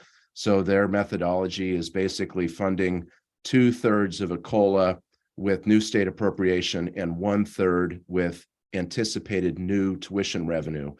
Now, as you might imagine, that works fine for an institution that has new tuition revenue, that has enrollment growth. But if you don't have enrollment growth, or you have negative tuition revenue, as we are experiencing, it doesn't work. So we'll talk a little bit about that more later. The governor's budget fully funded our request to support reaccreditation with the College of Nursing. It also fully funded our request to develop a new public health degree where we would deliver instruction in Spokane, Vancouver, and Pullman. The governor's budget also fully funded our request for maintenance and operation of the Vancouver Life Sciences Building, We very rarely get full funding, and not just we, but anyone with new buildings very rarely get full funding, but we're delighted to see that. The budget also included $1.2 million to support core operations of the Ruckelshaus Center, which actually receives very little ongoing state funding, basically enough to fund the director position, and that's it. And then, really kind of somewhat surprisingly, the governor provided funding to reverse a 2-decade-old cut from a previous recession that allowed the state at that moment in time to cut our operating budget by $10 million for funds that cover maintenance and operations activities, and they instead funded those activities out of the capital budget from a pot of money that typically pays for our deferred maintenance activities. And so by reversing this cut, it would have the effect of allowing those funds in the capital budget to go back and be used for additional deferred maintenance priorities, which of course would be great if the legislature can fund it. It strikes me that, that's, if the legislature does end up spending considerably less money than the governor does, that one might be a hard one to hang on to. I will note that one thing the governor did not fund was our proposed bachelor's plus master's degree proposal for social work in the Tri-Cities, and we're going to continue to work on that. Chris, Colleen, yeah. I was going to say, just with respect to the social work, we did meetings last week in Olympia. President Schultz was there. I was down again yesterday. Social work is gaining tremendous traction with the legislature. And so as we talk about the program, we can talk about how we will continue to advocate for that. One thing that I was going to flag is on your deck, you will see that there's one more line of text, and that's about INEF. So Chris, that is here on this slide. I'll just go ahead and hand it over to you for that. Great. And could you stop sharing at this point? Yeah, absolutely. Great. Thank you. So a little bit broader lay of the land beyond what the governor did. So as Colleen noted, we're in day 18 of 105. Kirk was here and Colleen were here last week, and as they can attest, people have really embraced coming back to have legislative session in person. We have been in something of a honeymoon period that maybe we thought might have lasted 3 days, and so far we're on day 18. There's a lot of kind of genuine camaraderie that perhaps would not have happened otherwise. We're seeing some bipartisanship, even though we've got really supermajority in both the House and Senate, but we're seeing some legitimate bipartisanship. We'll see how long this spirit lasts, but for the here and now, it's ongoing. A lot of the work that we do is done in hallways and in the cafeterias where we run into people. We're able to kind of grab legislators as we can, maybe pull them out of committee, articulate an unintended consequence that we might find in their bill, or clear up a misunderstanding that, and all of these things tend to avoid mistakes that end up in bills and in budgets, and we saw a good number of them during the pandemic. It has been an absolute delight to be able to see people again, and as I've said a few times, I think we solved more problems in the first 5 days of session than we did in 2 years during the pandemic. Just being able to grab people and just give them a heads up on a particular issue, a communication that only could have happened previously through a scheduled 15-minute Zoom call. As Colleen noted, we have detected a strong interest in healthcare workforce, which dovetails very nicely with the decision packages we have submitted around nursing, social work, and public health. I had a meeting with a kind of a critical budget staffer for one of the majority caucuses on Friday, and the remark was, you guys are asking for the right things. So that doesn't guarantee success. There needs to be resources available to fund them, but there's a lot of interest in, I guess I would say a lot of what WSU has advanced really fits nicely with what we're hearing in terms of state priorities. The Institute for Northwest Energy Futures, we teased this a little bit in the November meeting. The governor's office came to us well after decision packages had been submitted and asked us to build a proposal around this Energy Research Institute, which would be headquartered at WSU Tri-Cities. Really in a center that would really take a systems approach to helping research basically a new energy future and understand that we have some legacy energy resources in our Northwest energy mix, mixed with some more recent developments in terms of wind and solar, and then also acknowledging we're on the cusp of new technologies, including alternative jet fuels and hydrogen and so forth. And how do we take all of this and integrate it into a new energy future? And so we produced a proposal that includes the hiring of 8 new scientists and associated graduate students.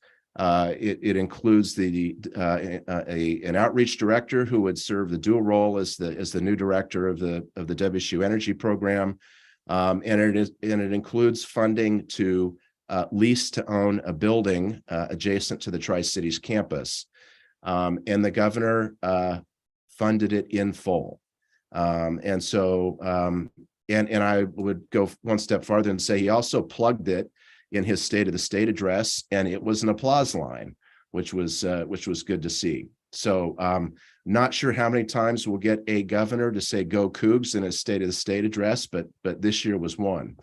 Chris, let me yes. give you a little bit of background. So I think you all will remember in September, we had some of our leaders who were not able to be here for the Regents meeting because they were in Sweden.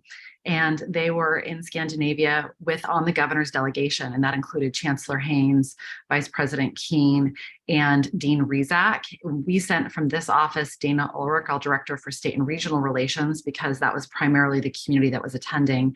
And so that was the origin of this ask. So those leaders who are all working on essentially clean energy cluster with the governor's office and the Department of Commerce, that was where those connections were made. And then after that meeting, the governor's office came to us with this request. It has been really well received. It's really exciting. It's how we want to work with the governor's office and with the state. We are excited about it, not just because it's a state ask, but because it will allow us to leverage an industry and a number of corporate partners who are interested in the space as well. Great. So I want to transition back for a moment, if I can, to the legislative conversation around compensation, which is, I'm not sure what year we're in, year 4 or year 5 of trying to really articulate the challenges with the state's funding formula for higher ed compensation.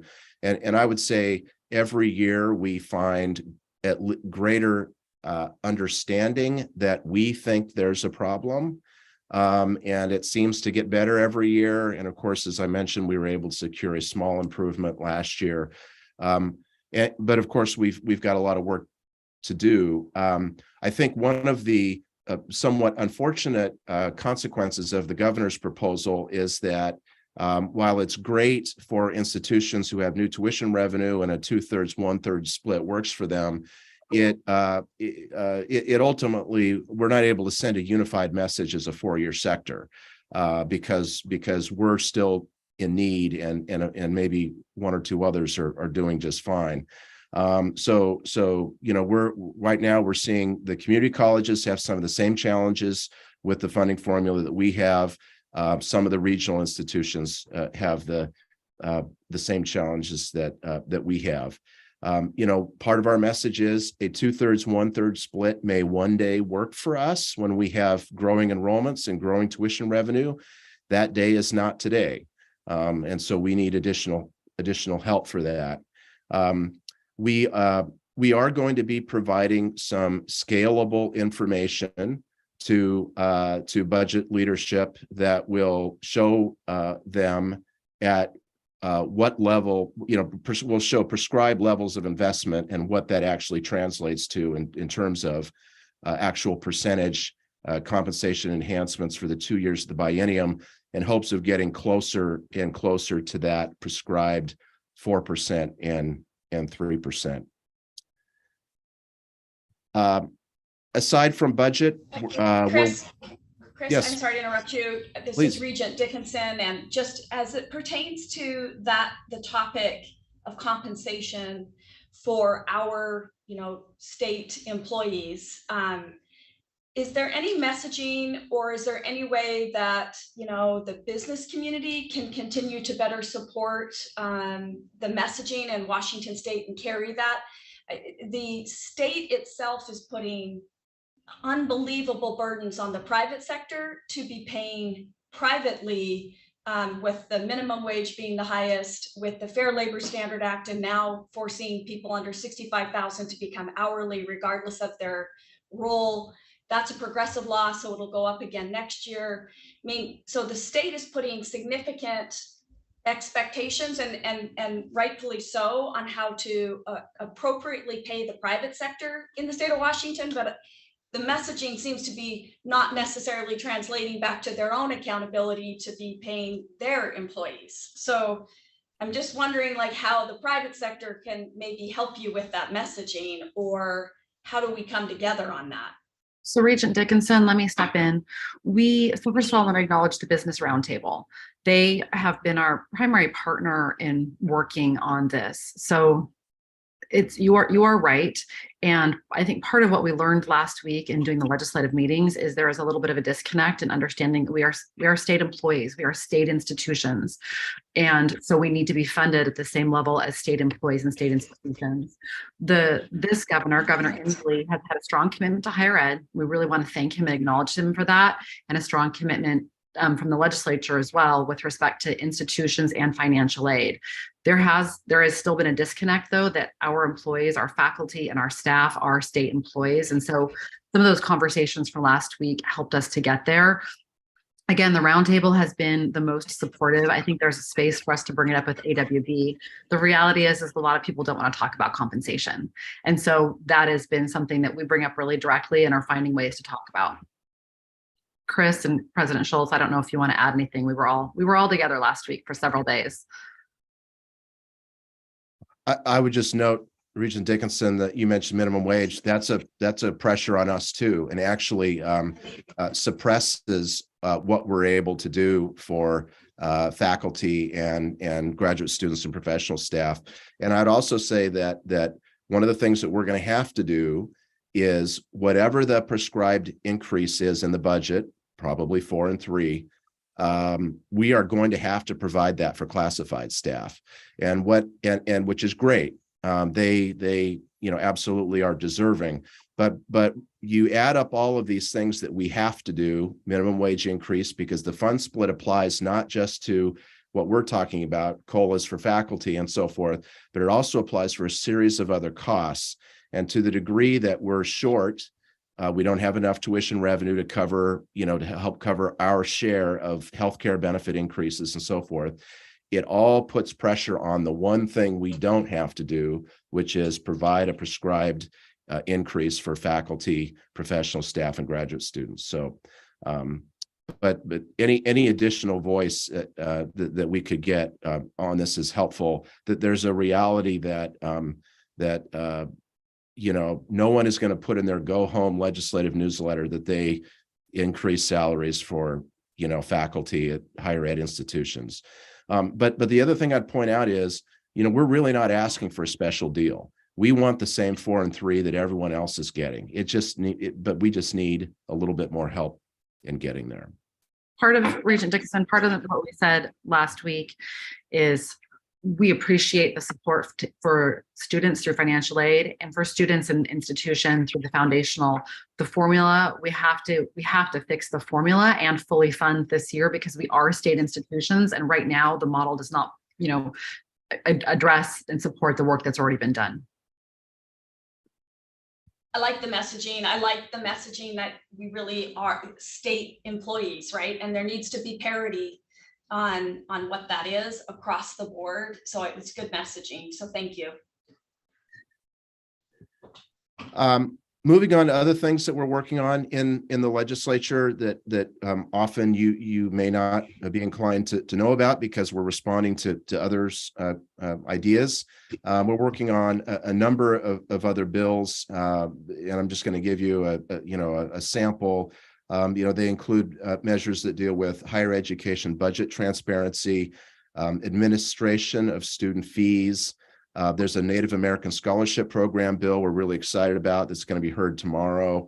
There's legislation around student basic needs and contracting procedures. We're seeing some prescriptive legislation around nursing, which we're going to need to address. Most of these things I would say that we are supporting, although a good many of them I would probably couch it more as we are trying to get to a place of support. As is very often the case, bills that sound really great in the bill title have a slew of unintended consequences that need to be addressed. We are also proactively working on legislation to allow universities to set tuition sooner so that we can package financial aid and provide a cost of attendance to prospective students earlier in the cycle, hopefully before they've decided that they're not going to pursue a post-secondary credential. And that measure actually is moving pretty quickly, which is great. And we're also working on legislation regarding providing our purchasing officers some flexibility around direct buy, which is about as exciting as it sounds. Colleen, I'm going to hand it back to you. Okay. Are there any questions with respect to where we're at in this legislative session? I think this is where we'll transition to talking about the program and how we get the work done. Okay, bear with me while I go back to my the right view. Hold on. All right, here we go. So we'll talk about state relations, programmatic and political overview. This is the slide. So this is one of the new slides, and this one goes all the way back to 2015, and it's really important for us to see that. So this is the landscape of how we need to advocate our priorities. And so we don't have a political lens. We do need to look to the policy priorities for whatever caucus is writing the budget at any given time and who's in the governor's office. And so we vote count, right? That's what we do. So we've got to get to 50, 25, and 1. And then this is the landscape of what we do. I wanted to make sure to add this slide in because it's really noteworthy. In 2015, you see that there were 6 Republicans in the King County area. We still have no Democrats in the Pullman or Tri-Cities area. So we've broken this out by where our campuses are, and we do have some Democrats in Spokane, but we had a spirit of urban-rural bipartisanship that had been diminishing over a period of time, but was still kind of alive and well. We all worked very closely with Andy Hill, with Steve Litzo, with Joe Fain. But it really allowed for some compromise on a lot of different issues, particularly for WSU when our campuses, we have 2 campuses that are in, completely single party districts. So what happened in 2019 was a pretty big shift. And so we lost all of the Republicans in the Seattle area. So what that means in very practical terms, and I say this having worked for leadership offices, when they're in caucus, you are not having the diversity of voices for urban rural that you had previously. So that was a pretty big shift. There was a lot of conversation about what might happen in this last election. And what we saw is the legislative total has not really shifted back toward greater, I would say, parity between Republicans and Democrats. There is a very definitive Democratic majority in the state of Washington at this time for this 2-year period. And so this is the landscape that we look at for Washington State University, for our campuses, in terms of how we are going to move things across the finish line for 50, for 25, and 1. So Chancellor Haynes and I talk about this a lot, and Chancellor Chilton and I will be working on it. With respect to writing a budget, we want to be really thoughtful, working with our delegation, around those campuses, but then also thinking through what are the non-place-based stakeholder groups and what are the non-place-based issues that are going to resonate with members statewide who are looking at how to allocate and invest money around the state of Washington. One slide that I did present in 2017, and we just don't have current data, is if you look at the counties in the state that fund that provide the tax base for the state, it's really 4 counties around the Puget Sound area. So the way to think about that is those counties are looking to invest all around the state because the state economy is very interdependent on both sides of the mountains. And so that's a lens that we look at it through. So this is actually, Chris, do you want to say anything with respect to this slide and the legislature? Yeah, a few observations. First of all, what you're seeing here are campus communities, but we know that we have a presence in every county. And so that gives us license to go develop relationships with legislators, really in every district. At a minimum to just, to let them know we want to be a good neighbor. I think a lot of times, people like to think of us as, we're the Eastern Washington University or what have you. And yes, that's true. Also, we're the state's university. So we really try to leverage relationships across the state because we got a lot of storefronts. The other thing I would note that, and I think a really positive change in the redistricting is that, if you add the population of the Tri-Cities together, including West Richland, it's the 4th largest population center in the state. And it has historically, I would argue, been really underrepresented. The way that the districts have broken out, historically, it's been served by 2 legislative districts, one of which has been really kind of legislatively dominated by Walla Walla. And in this particular redistricting effort, you'll notice that 15th district, which is Yakima Valley district, now reaches down into North Pasco. We have a senator from that district now who was up until recently was a Pasco city councilwoman, which is really exciting to kind of add a little bit of representation, not just for WSU Tri-Cities, but really the Tri-Cities at large. You can see that Everett continues to kind of have, in terms of our campus community, the largest concentration of legislators. The other thing I would say regarding kind of the partisan mix, one of the things that we're challenged with, and let's just say the Tri-Cities, where you've got 9 legislators, all Republicans, all in minority caucuses. One of the things that we can do is try to help some of the minority legislators there, legislators in minority caucuses, be successful serving in a minority caucus, and that's part of our charge. Colleen, I'll hand it back to you. Yeah. Will, I'm going to wait and take questions at the end of this section, but I do want to acknowledge that everybody might have questions. Sorry, hold on, let me keep moving here. So this is a map of how we do our work. So I come from working from a leadership office. Chris also worked for the Summit Democratic Caucus. Glinda worked for the White House for the political office. So we come from a political background. And I say that because largely the program that we run at WSU is kind of based on a campaign model. And I'm not going to go into this slide too much, but I will say that the most important is this, diagnose the problem, define success. Many of you will hear me talk in terms of W's and L's, like my colleague Pat Chun, but I really do believe in a scorecard, and we're either going to win or we're going to lose. We're going to get what we want across the finish line. But for us to understand what success looks like, we really have to be clear about what we are wanting and what that W looks like. And I say that because very often we will have a request that comes in from anyone, from a dean, from a vice president, from a chancellor. And when we sit back and talk about what we actually need or want to achieve, we sometimes will have a different request or an ask. We do, again, it's a campaign style, public relations style program. And so we are identifying stakeholders. Stakeholders can be grassroots, kind of, larger organizations. It can be thought leaders in the community. That includes Regents. We have a slide on that we'll come to. Gathering data and information. again, coming from a political background, I love polls. I love survey data. Phil and I have worked together on this, working with enrollment. They have been gathering data, but all of the boards that we all sit on, all of the communities within which we engage, there's great information coming. So a lot of that is just about making sure that we have the right internal forums. So we're sharing that information in a timely way. It gives a good sense of where people are at with respect to public priorities, but as well as what people are understanding about WSU. Strategic public affairs, I'll hand it over to Katie in just a second to introduce herself. We'll come back to that. Lobbying, we're going to talk about that as well. And then the last one is a section that I added kind of more recently.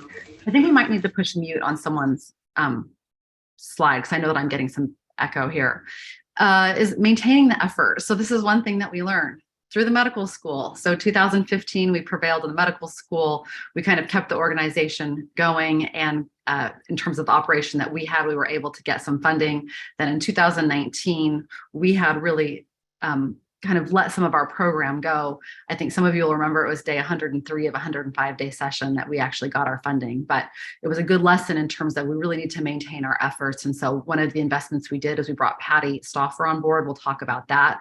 But again, this kind of just gives the life cycle, because once we do it, we just start it all over again. Katie, I'm going to go ahead and stop sharing. And if you can introduce yourself and introduce public affairs, that would be great. Sure. Thank you so much, Colleen, and good morning, everyone. I'm Katie Robertson. I'm the Director of Public Affairs, and I'm based in Seattle. My role sits at the intersection between external affairs and government relations and our marketing and communications teams. And so that last slide, I love that last slide that kind of shows the cycle of how we're really identifying where to plug in. And it really helps me think about public affairs as it relates to specifically the federal and state legislative priorities. And so everything we talked about in that last slide obviously applies to these state priorities. It'll apply to the priorities that Glinda is going to talk about next as well. And I especially want to call out the importance of the stakeholder building and really mapping out the stakeholders in the beginning.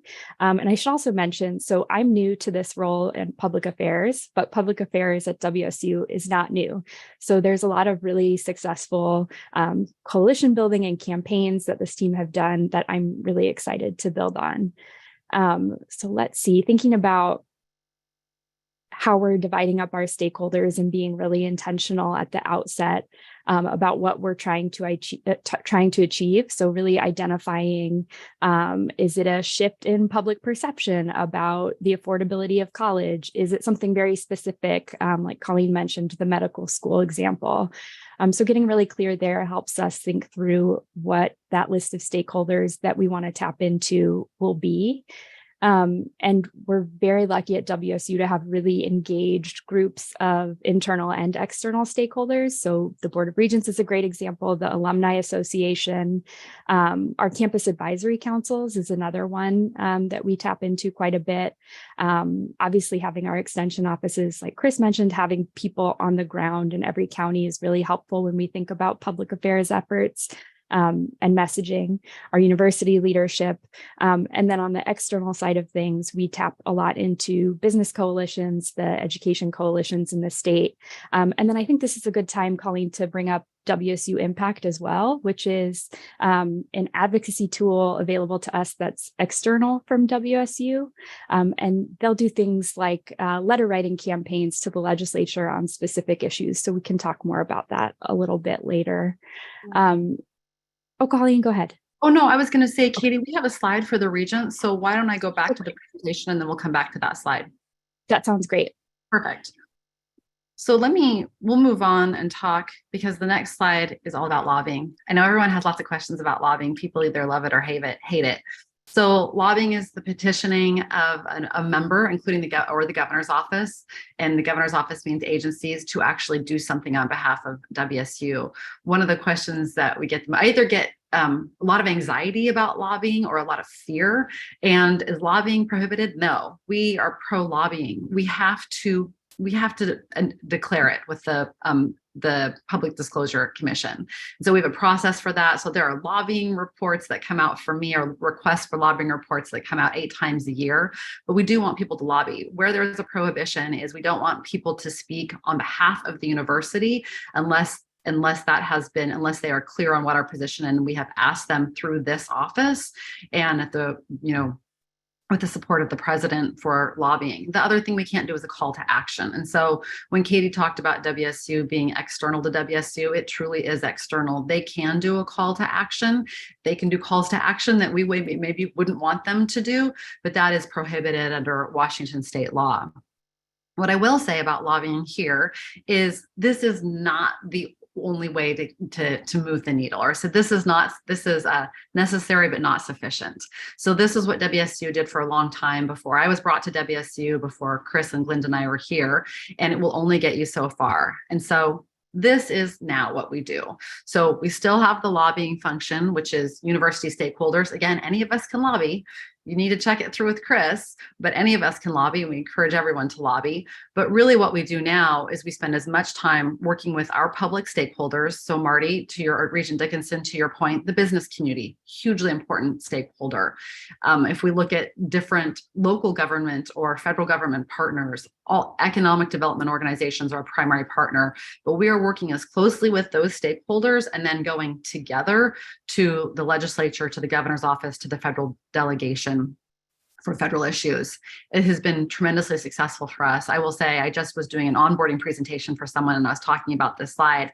This is very much influenced by my experience in working for the state Senate Majority Leader. When you are in that office, it's hard to describe the number of people who are coming at you all the time, just constant, requests, constant places of information. And in my experience in working for Senator Brown, when organizations would come together and would be on the same page, it made it much easier to find a way to work with them, and it made it much easier to talk about it in caucus. And so that's the model that we have brought forward. Chris, Katie, is there anything that you want to add about this slide here? I'd like to say to emphasize one of your points, Colleen. The key thing here when we're lobbying is that it's coordinated. There are all kinds of factors that will not be intuitive. We might be in the middle of a very delicate conversation with a particular legislator on a completely separate issue that would inform whether it would be a good idea to lobby this legislator on such and such an issue. The other thing that I would mention in terms of, Colleen talked about, what we don't lobby on, or what we don't want individuals representing the university lobbying on. And Regent McDonald, this is a bit for you. And I talked with Steve Boland about this the other day. We occasionally, every session it happens, we will get faculty who have expertise in a particular area, and they're working with a particular stakeholder, explaining their research or answering questions, providing analysis. And then that stakeholder, and sometimes it's a legislator, will turn around and say, great, I want you to come testify in support of my bill, or I want you to testify opposed to someone else's bill. And it's almost always in a space that we don't belong. WSU takes positions on things like tuition and financial aid as it affects us as an institution of higher education. We'll take position on things like procurement and contracting law as it affects us as a state agency. But just because we have a lot of scientists who know a lot about pesticide application doesn't mean that we're going to come out and take a position on pesticide regulation legislation. And so it's we frequently get it where faculty are asked to come testify for or against a policy measure that really doesn't affect the university directly, and we have to cite the university's policy at that point. Yeah, and I just want to echo, there's such a distinction. It's just that issue of lobbying, but all of the work that the faculty are doing with whatever the organization, I can think of two right now. We have a faculty member who's working with WSAC on Career Connect Washington. We have another faculty member who's been working from the College of Business on tourism. We want to support all of that. We want, science-informed, research, scholarship informed public policy in the state of Washington. It's just when you get to that last point of lobbying.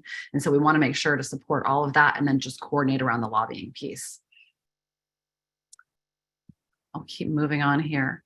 So this has been a graphic that I love, and that was developed to help us as we are developing a process around state decision packages. 'Cause what happens is that we have our strategic plan. Chris Hoyt presented on how the planning is going and how we are developing metrics. And so we are developing our priorities. Meanwhile, the state of Washington, through the governor's office and through the legislature, they are developing their priorities, and their priorities really reflect what they are hearing from constituents and the huge, societal problems that they're working to address all the time. And so what we want to do then as a publicly funded institution, or largely publicly funded institution, is to figure out where those intersectionalities are. We all live in the state of Washington and are operating in the state of Washington. We can think about what some of those priorities look like, mental health and addiction, public health, houselessness, and housing crisis. And so this reflects two things. This graph reflects two things. One, there is a understanding WSU as a land grant. So I want to give Chris a lot of credit for this over the past decade, is that the state of Washington, the legislature knows what a land grant is. They understand the three pillars of a land grant tradition. So food and agriculture, health, public health, and then engineering, data, and technology. So that's WSU around the outside. Then what we want to do is kind of winnow down and narrow down. What is that? How does our land grant mission connect with state priorities? We know really clearly that the state priorities are around equity. Governor Inslee has stated over again, and we can see it in both his policy and his funding priorities, that equity is a priority that is supported, done in partnership with the legislature. Climate. We know that Governor Inslee is an internationally respected thought leader on climate, and our legislature has worked with him and partnered on that. And then the third is public health. Prior to the pandemic, I don't know that we would have said this. I don't know that any of us would have necessarily said it was a state priority, but without question, it is after the pandemic. And so this is the lens that we have been working with the Office of the Provost, certainly under the leadership of President Schultz, so that we are able to have really tight priorities. This year, our priorities are what we submitted to the governor's office, to the Office of Financial Management, reflects those priorities. So we had the nursing ask, we had social work, we had public health, all of them were within that. And then I would also add that INEF, the governor's request, also falls within that combination of data, technology, and climate. So Chris, I don't know if you want to say anything about this particular slide. So real quick, 10 years ago, this would have looked a lot different. And so it evolves as kind of the state's, priorities involved. But if you think back to coming out of the Great Recession, there was a lot of focus on engineering. And, so we're submitting a lot of requests around expanding enrollments in engineering. Access at that time was really defined as providing more places geographically where place-bound students could go get an education. And that's reflected in the advent of the Everett campus. Today, access is really kind of exclusively defined as being about affordability. Moving forward, I think, when we advanced the medical school, it was really with a common understanding in our state around lack of physicians, particularly in underserved areas. And then even more recently, a year ago, advancing degrees in cybersecurity. I keep thinking to myself, and all the news cybersecurity has generated in the last year, how much easier it would have been this year to advance that. Because WSU, thanks to investments we advanced and the state made a year ago, WSU is going to become the preeminent leader in cybersecurity degrees in the state of Washington. Yeah, last week, or not even last week, just this week when I was down, there was already a request for when are we going to bring back the second half of the cyber ask, which was interesting. I said, well, something for us to talk about in the supplemental. But to Chris's point, I think of this as gears. The outside part, WSU, we're going to largely remain the same. Our priorities within the land grant mission are going to change, but how the legislature understands us really won't. So then how we continue to refine our priorities so that they intersect the state priorities. And in 2 years, we are going to be talking about a brand new governor, an entirely new administration. So without question, this will have changed. So Patty Stauffer, I want to use this quickly as a case study because many of us worked on this together. Patty Stauffer could not be here today, so she is our Director for Health Sciences, Public Policy, and Advocacy. She works both for Vice President and Chancellor DeWald and I. She's on the Hill in Olympia today, which is exactly where she should be, so she's not with us. But this model is how we have been able to get our work done. This is how we passed the medical school bill that year in 2019 that I talked about when we were working so hard for the funding. Chris was on the ground in Olympia. Regent Dickinson and I were in Spokane working with stakeholders to help them to advocate for us. And we had a pretty strong public relations campaign where we had opinion pieces that were in the papers talking about the importance of fully funding the medical school. It's a model that works. What's really exciting is that we have taken that work and we have taken the work that we did together during the pandemic. And so Daryl and I have executively sponsored a WSU Public Health Collaborative. So this is not an initiative unto itself. This is a forum of many academic leaders from all of our campuses and multiple colleges who are coming together. We learned a lot in the pandemic about where we are excellent with respect to public health and what we can bring to the state of Washington. And so from this group, the nursing compensation ask was first vetted over a year ago. The degree programs for public health and for social work were first discussed in this forum. We also use it for our federal work and for federal initiatives, some of which Glenda can talk about. But Patty leads this. It would be a wonderful thing to present on for Daryl and I, with Patty and Celestina Barbosa-Leiker, to present on to the Board of Regents at some point. It has helped us to strengthen our relationship with the Department of Health, but also with HHSA, with the federal government. So let me just talk. One of the questions we get is, how can Regents help? So there's 3 ways that we work with Regents. One is Regents Day. Chris will talk about that for just a second. The second is stakeholder support. I'll use an example from Regent Sims, who very often would pick up the phone or help us to coordinate with either an individual or an organization with whom he had a relationship with. Many of you have done that as well. I thought I'd call on a Regent who isn't on the board at this time, but we really appreciated his service. And then the third is through public affairs, which Katie alluded to and talked about with respect to WSU Impact. Chris, do you want to talk a little bit about Regents Day? Sure, and Regents Day, similar to other public affairs stuff that we might engage in, op-eds or whatever. I mean, what that really serves to do is provide air cover for those of us who are on the ground, who can be a little bit more tactical and surgical. Regents Day, obviously, we bring a lot of people who draw a lot of water in this state to Olympia to let legislators know that, this just isn't,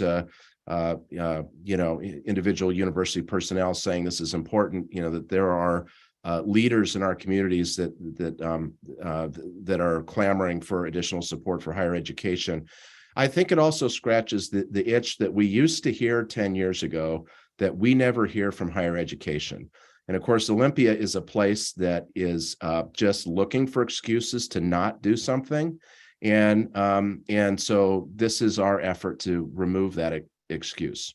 The other thing I would say too, in the last, 6 or 7 years, we've not only drawn regents from the public 4-year institutions, but also trustees and members of the State Community College Board. And that demonstration of unity and partnership has been exceptionally valuable. Yeah. The last thing I'll say for this slide, and it's something that perhaps Phil and I could talk about at a future Regents meeting, is public affairs.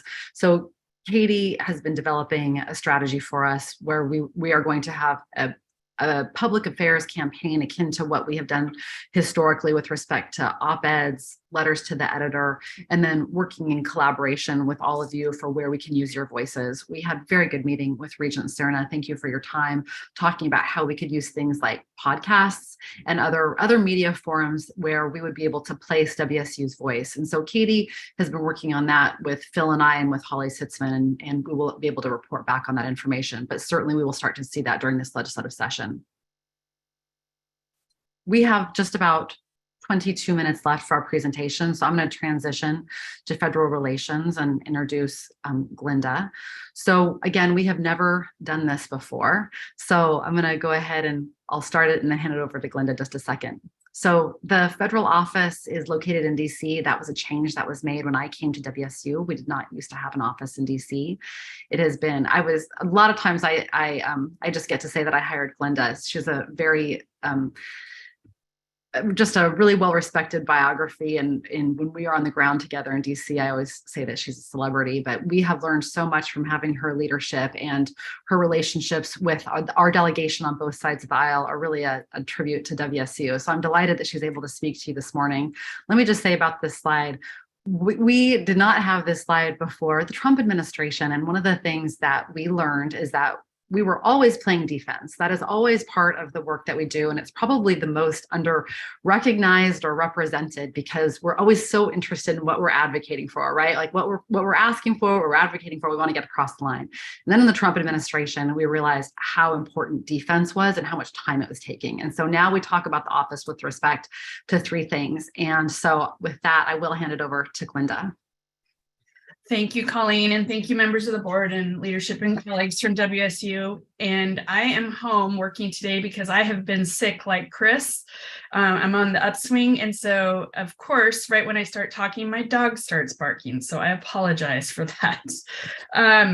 Yeah, I have been with Washington State University since 2012. I've worked very closely with Colleen to set up our program at WSU for our federal relations organization. We've had a physical office here since, where we've been able to focus really on advocacy, engagement, and defense, as Colleen mentioned, for our faculty, students, and research at WSU. And so what I think I'm going to do is do two things. One, talk a little bit about kind of the state of play of where we are in Washington, D.C. in regards to our congressional delegation, which I know that most of you are very familiar with. And two, kind of talk through the advocacy, engagement, and defense portions that we have outlined here, and then highlight that through what I think folks are a little bit interested in is the earmark or community development project process and some of the successes that have come out of this process that we've have put in place. When you think of lobbying, as Colleen mentioned earlier, you think of, door to door, going door to door lobbying, knocking on the door of our congressional delegation and advocating on behalf of Washington State University. That's a part of what we do. One of the things that's really important for WSU is that we are being strategic in the requests that we're bringing to our congressional delegation, whether it's Republican or Democratic members of Congress, that we're engaging with them on issues that are of interest and of importance to them, that not only benefit their congressional districts, but benefit Washington State University and the state as well. So we do that through looking at strategic focus through what's important to Kathy McMorris Rodgers, what's important to Senator Patty Murray, and try to bring projects to them that are beneficial to both us and to them going forward. We look at programs that are reauthorized, that are major foundational issues for WSU, the Farm Bill, Higher Ed Act reauthorization, the Defense Authorization Bill, bills that authorize funding levels for science and higher education programs. And we look at how we can highlight those areas with targeted federal agencies where WSU has strengths or needs to continue growing in those areas. So whether it's the Department of Defense, the Department of Energy, obviously USDA and the Department of Education are areas that is a higher ed institution and a land grant institution we benefit from, but how can we build out those relationships? Like Colleen mentioned, I come from a political background as well. And so when I initially interviewed with the committee for my position for this job, I talked about having an end goal and building a campaign to get to that point. And that's what we do with coalition-based advocacy. What do we want to see at the end of the day? What is the outcome that we want to have happen? And how do we build a campaign around getting there? Whether it's direct advocacy with members of Congress, whether it's engaging with our stakeholders in the state to highlight and reiterate the message that we're bringing to them, whether it's talking about what the benefit of that funding level is that comes to WSU, or why we should not cut programs, which is something we're going to be talking about a lot this year. We also look at ways to make sure that WSU is at the table in these discussions. So how can I, as the federal relations representative for WSU, be at the table not only with engagement from our congressional members, but with the trade associations and the various coalitions that we work with? How can I make sure that WSU's voice is involved in positions that our associations are making that may impact the work that we're trying to do to support our students in research. And then finally, as Colleen discussed, we really had a eye-opening experience about the amount of time that this office can spend in playing defense when we have a congressional office or member or an administration that may not fully understand the impacts their words or decisions are having on our institution, our students and faculty, or whether there is whether or not our message is actually getting clear. And so ensuring that our voice is heard in that as well. And one of the things that we really spent a lot of time in the previous administration working on was how do we ensure that our international students are taken care of, and do they, our Dreamers and our DACA students who are here. And so we worked very closely across the aisle with Congressman Newhouse on this, who's been a big supporter of our international students and our programs. We worked with Senator Murray and Senator Cantwell and our Democratic members around the state. This was a real effort across the state, across political parties in Washington state to focus on our student population. We actually had another example. I know Colleen had mentioned that years ago, she had briefed the board on our FAA Center of Excellence for Aviation, Biofuels, and the Environment. We played major defense on this and protecting the program, as we had one member of Congress who didn't think that this was a good use of federal funding. And we were able to bring in our industry stakeholders and big name stakeholders like Honeywell, GE Aviation, Boeing, Alaska Airlines, our institution, Georgia Tech, MIT, to meet with the Speaker of the House and his staff to talk about the importance of this investment to ensure that our domestic aerospace industry is competitive globally, because those demands are coming from us not internally but externally. So that is a part of our work as well. One thing I did not say that I do want to kind of back up on before I turn it back over to Colleen to kind of talk about the lay of our state congressional delegation is that the state of Washington, as we all know, is very fortunate with our congressional delegation. And quite frankly, we're making history this year. We have 3 women in senior committee positions, which are called A committees back here, leading committees. Patty Murray is 4th in line to the presidency, which means that when she comes to our campuses now, she comes with security, as our colleagues at WSU Everett can tell you. Kathy McMorris-Rodgers is the very first woman to ever lead the House Energy and Commerce Committee. And when I worked on the Hill, I just did the math on this 28 years ago, which is crazy. But 28 years ago, they used to say that anything with an HR before a bill number went through that committee. It is extremely powerful. Everything having to do with healthcare, rural broadband, energy, global health, student athletes. These things are all very important to Washington State University, and Congresswoman McMorris-Rodgers will have her hand in those. Senator Maria Cantwell will continue to lead the Senate Commerce Committee, which oversees all of our science funding, again, deals with student athletes, again, deals with telecom. So we'll have 2 members of Congress who will be negotiating together to try to solve these big problems that we're facing, not only in Washington State, but nationally. And finally, Congressman Adam Smith will remain as the ranking Democrat of the Armed Services Committee, and Congressman Rick Larsen is now the ranking Democrat of the Transportation and Infrastructure Committee. These are, for a delegation of 12 members of Congress, we have 5 in major leadership positions, and this is a huge opportunity for the state of Washington and Washington State University. Colleen, we can probably go to the next slide. Yeah, we were very excited also just with respect to Senator Murray. She is our alum, as is Representative Newhouse.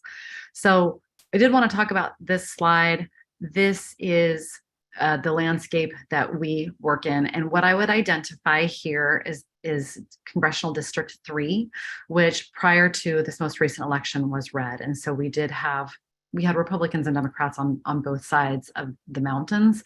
And that's a pretty significant shift, I would say, with respect to the makeup of our delegation for the House of Representatives. We've had a lot of stability with respect to our senators, but the representatives and when the House flips, that is, we are always looking at how do we navigate and work with whoever's in the office of the presidency. And so we've had a shift here. Glinda, with respect to what you were just presenting, I don't know if you want to add anything or if we want to go straight to earmarks. No, except for that, much like what has been a continued point of conversation at home in Washington is that we are very divided in our state. We don't have that red connector to the western side of the state anymore. That's gone. Yeah. So we're going to have two House Republicans who are in the majority from Eastern Washington focused on issues that are going to be very different than those members of Congress who are now in the minority on the Democratic side representing Western Washington. And one thing that we can do at Washington State University on the federal side is help find common areas to bring these folks together. And we're already doing that. So this is a text dense slide. I apologize for the formatting here. Let me just say, Glenda's going to give a high level overview. We'll say earmarks are back. Everyone is very excited about them. They're called community development projects, CDPs. Sometimes we use the CDP acronym interchangeably with earmarks. All we're going to do is talk about some of the requirements because they're pretty specific with respect to representatives or senators. For us at WSU, what we have instituted internally is a process that goes through chancellors. So Glenda, I'll hand it over to you. You bet. And prior to my coming on board and in the early 2000s up till about 2008, it was the wild, wild west with earmarks. And it started to go more transparent in about 2008, 2009, and then Congress, in their infinite wisdom, decided not to do earmarks and came back again in the last Congress in their infinite wisdom and decided to do earmarks.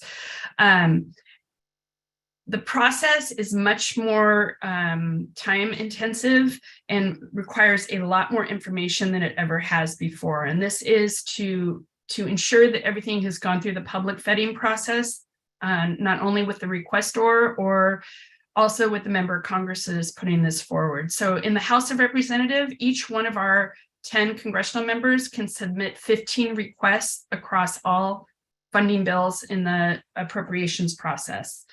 In the Senate, there is no limit to that number. These projects are one-year projects of funding.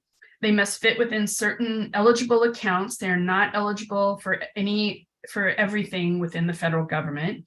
They must include a detailed budget, have community support, they cannot be for any non or for-profit entity. Members place all of their requests on their web pages. So these are public. Anybody can go to any one of our members' web pages and see what they have requested. And they have to provide a statement that they are not receiving any kind of direct financial support from these. If a program requires a matching requirement, those matching requirements are still in effect. They are basically directed grants to specific projects at the discretion of Congress. So the entire federal process still remains the same, where the program manager within WSU will have to work directly with the project or program manager within the federal agency. The federal agency will take a portion of the funding off the top for their time and effort, and then it will be distributed just like a normal grant will. So as Colleen mentioned, we're working very closely with the chancellor's offices to ensure that we're looking at each campus individually. We were very strategic in how we approached this over the past 2 years while we wanted to kind of see how things played out, because there were so many different, this hasn't happened in so long with earmarks. I was very cognizant of the fact that there were going to be a lot of bumps along the road. And I wanted to make sure that Washington State University, that we were that we had dotted all of the I's and crossed all the T's as we had done this. So last year, we actually submitted three earmark requests, two through Senator Murray and one through Congresswoman McMorris Rogers, all for Eastern Washington. Two of the three were fully funded. One is for the improvements to the infrastructure at our BSL-3 lab within the College of Veterinary Medicine. And the other is for a $500,000 assessment on what we would need to do to provide workforce training for mental health services in Eastern Washington and 13 rural counties. In addition to the specific community development projects that we do, we also work very closely with our colleges and campuses to highlight what federal programs help support our larger research agenda across the system. So we focus on those large programs where we compete for funding, NIH, USDA. We do work with DOT, with the Department of Energy, with USAID, with I mean, you name the agency, we're doing work on that. Last year was a high water year for funding for our programmatic requests, and we did very well with a lot of the requests we put forward last year to support our research. Specifically, two examples I'd like to highlight for you all today. One is you may be aware of the effort that was led by WSU to get USDA to build a ARS facility on campus in Pullman. Working collaboratively with Chris, we were able to get money to tear down Johnson Hall. That's underway right now. And we're working very closely with USDA to fully fund. It was initially a $104.9 million project to build a very large USDA ARS building right in the middle of campus. It's going to be a really fantastic opportunity for the continuation of our collaborative work with the agency. As you would anticipate, due to COVID, due to labor shortages, due to supply chain issues, the cost overrides had gone up about $20 million. We worked very closely with our ag stakeholders on this, having them advocate for this directly with ARS, directly with our congressional delegation. And through the work of Senator Murray, we were able to get that increase of $20 million to cover the cost override for USDA ARS, and we're online to move forward with that building, hopefully looking at a groundbreaking sometime later this fall. The other one is in support of the FAA Center of Excellence for Aviation, Biofuels, and the Environment. WSU had been called out directly in the bill report, which accompanies the statute, for the WSU-led Ascent program to receive $33.6 million to help to continue to support the research that we're doing with our 16 research institution partners around the country and the NGOs that we work with in collaboration with FAA. This is all in support of the administration's Sustainable Aviation Fuel Strategic Plan, and we're really excited to be doing that. We also, I know we talked a little bit about cyber earlier. I want to just note to all of you that the $10 million increase in the WSU cyber program that we have in the Department of Defense is helping to support the growth of the cyber program that Chris has worked with the state to get set up. I work very closely with Boylan College of Engineering and Architecture on this, and the leadership there has said that this has been something that has helped them advocate for. The DoD investment has helped build on the state investment that we have and is helping us grow the program. So going into next year, a lot of our work will be making sure to defend these programs as the discussion around cuts is going on. So we have a very good foundation of work to highlight. We work on letters to highlight the specific programs within the agencies that support our funding priorities. And we are working, in addition, as I mentioned, we are working directly with the chancellors and their teams to pull together specific CDP or CDS requirements and documents that we will need to support those requests for those campuses. Linda, thank you. I just would say this is our last slide. So let me just say to our regents, if you look in the notes section, there's information about the earmark requests that we have going forward. So as Glinda said, our initial kind of foray into this was pretty cautious as we were understanding the program. And so going forward, we are working so that we will be submitting to every member of the delegation, kind of thinking strategically what works from a place-based perspective and then how we work with our senators. The other thing I will say is with respect to the programmatic funding, this might be something that we dig into more because there's a whole body of work that goes through the Office of Research and with the deans that is competitive. And then what we work on is where we are able to leverage our delegation and the strength of our delegation so that we are, essentially punching above our weight or casting a bigger shadow, but it does contribute to R&D, to actual dollars that are R&D. We do updates on this through the blog. And we also, Glinda does regular updates to a Dear Colleagues list, and we can certainly add you to that or work with Des so that those communications go out to you directly. But that is the end of our presentation. Happy to take any questions, Regent Shetler, depending on time, but thank you for the time this morning. It's nice to see everyone. So Regent Shetler, I just would like to make a quick comment. Colleen, just Colleen, Glenda, Chris, and Katie, thank you very, very much. This has been such an amazing, awesome report, getting back to the basics and kind of walking us through strategy and the why behind state and then the federal. Just outstanding. And Kirk, I appreciate that, you have continued to support the government affairs and invest in that and really go the next step, because I've watched it grow for many, many years and it's just top notch. So thank you very much. This was very, very helpful. And Chris and Glenda, in particular, when you're just grinding it out during the sessions, we appreciate you being there on behalf of WSU. Thank you, Chair Dickinson. Any other comments or questions? I just want to echo Rita Dickinson and thanking Glenda and Chris. Yeah. Regent Blankenship? No, I appreciate that. I just echoed those comments. That was hands clapping was supposed to be. Okay. Sorry. Yeah, it's a fulsome body of work and it's extremely impressive. I want to thank you all very much. Any other comments or questions? If I could quickly, John, as regents, if you all ever hear anything at the state or federal level, or you're interacting with any members, if you need any prep ahead of time about what types of things that we're doing, we are more than happy to do that. And if you pick up any intelligence or other things that you say, hey, maybe I'll just pass this along, please don't hesitate to reach out directly to myself, Colleen, Chris, Glenda. Keep us all in the loop, and we want to make sure that we utilize those relationships and things that you all have, and appreciate being kept though in the communications loop so that we're not surprised by anything. So thank you all. On that note, Kirk or Linda or Colleen,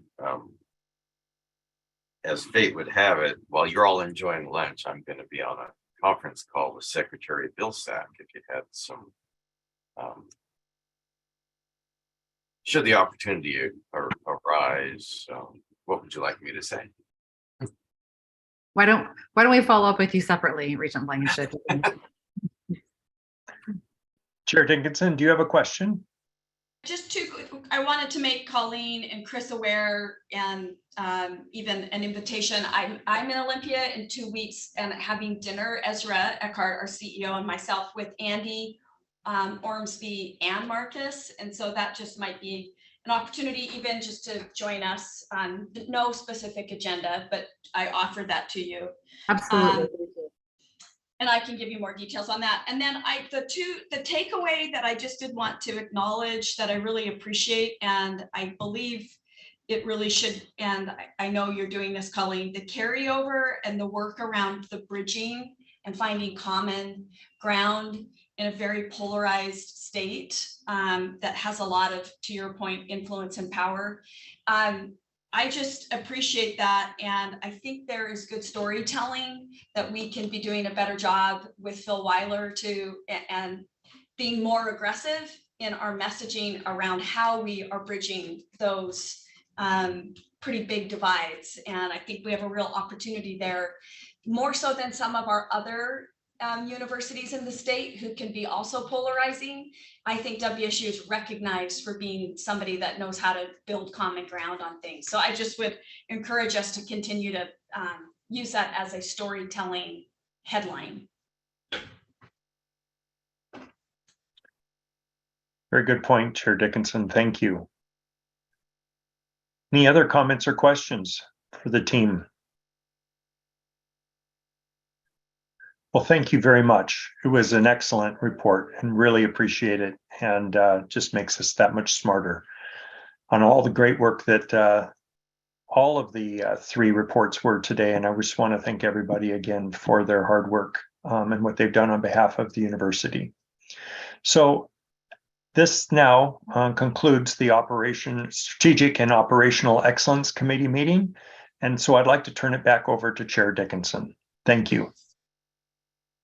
Thank you, Regent Shetler. That was a jam-packed agenda. So good job. And it's like 11:34. I mean, you were spot on. Well, I think Des also carries a very tight ship here, and I'd like to thank her for her organizational abilities. Well, it's great. And these were just really outstanding presentations today. So it's fun to just walk away knowing more. So thank you, Shetler, Regent Shetler. I know it takes a lot of time to do the committee work outside of the actual board meeting days. So we are going to now actually conclude and adjourn for a lunch break. And we will be returning back at 1 o'clock. And when we return at 1 o'clock, we will have our Academic and Student Affairs Committee, which is chaired by Regent Cerna, and he will be walking us through an agenda for that committee as well. So we will see everybody back here at 1 o'clock. Thanks, everyone.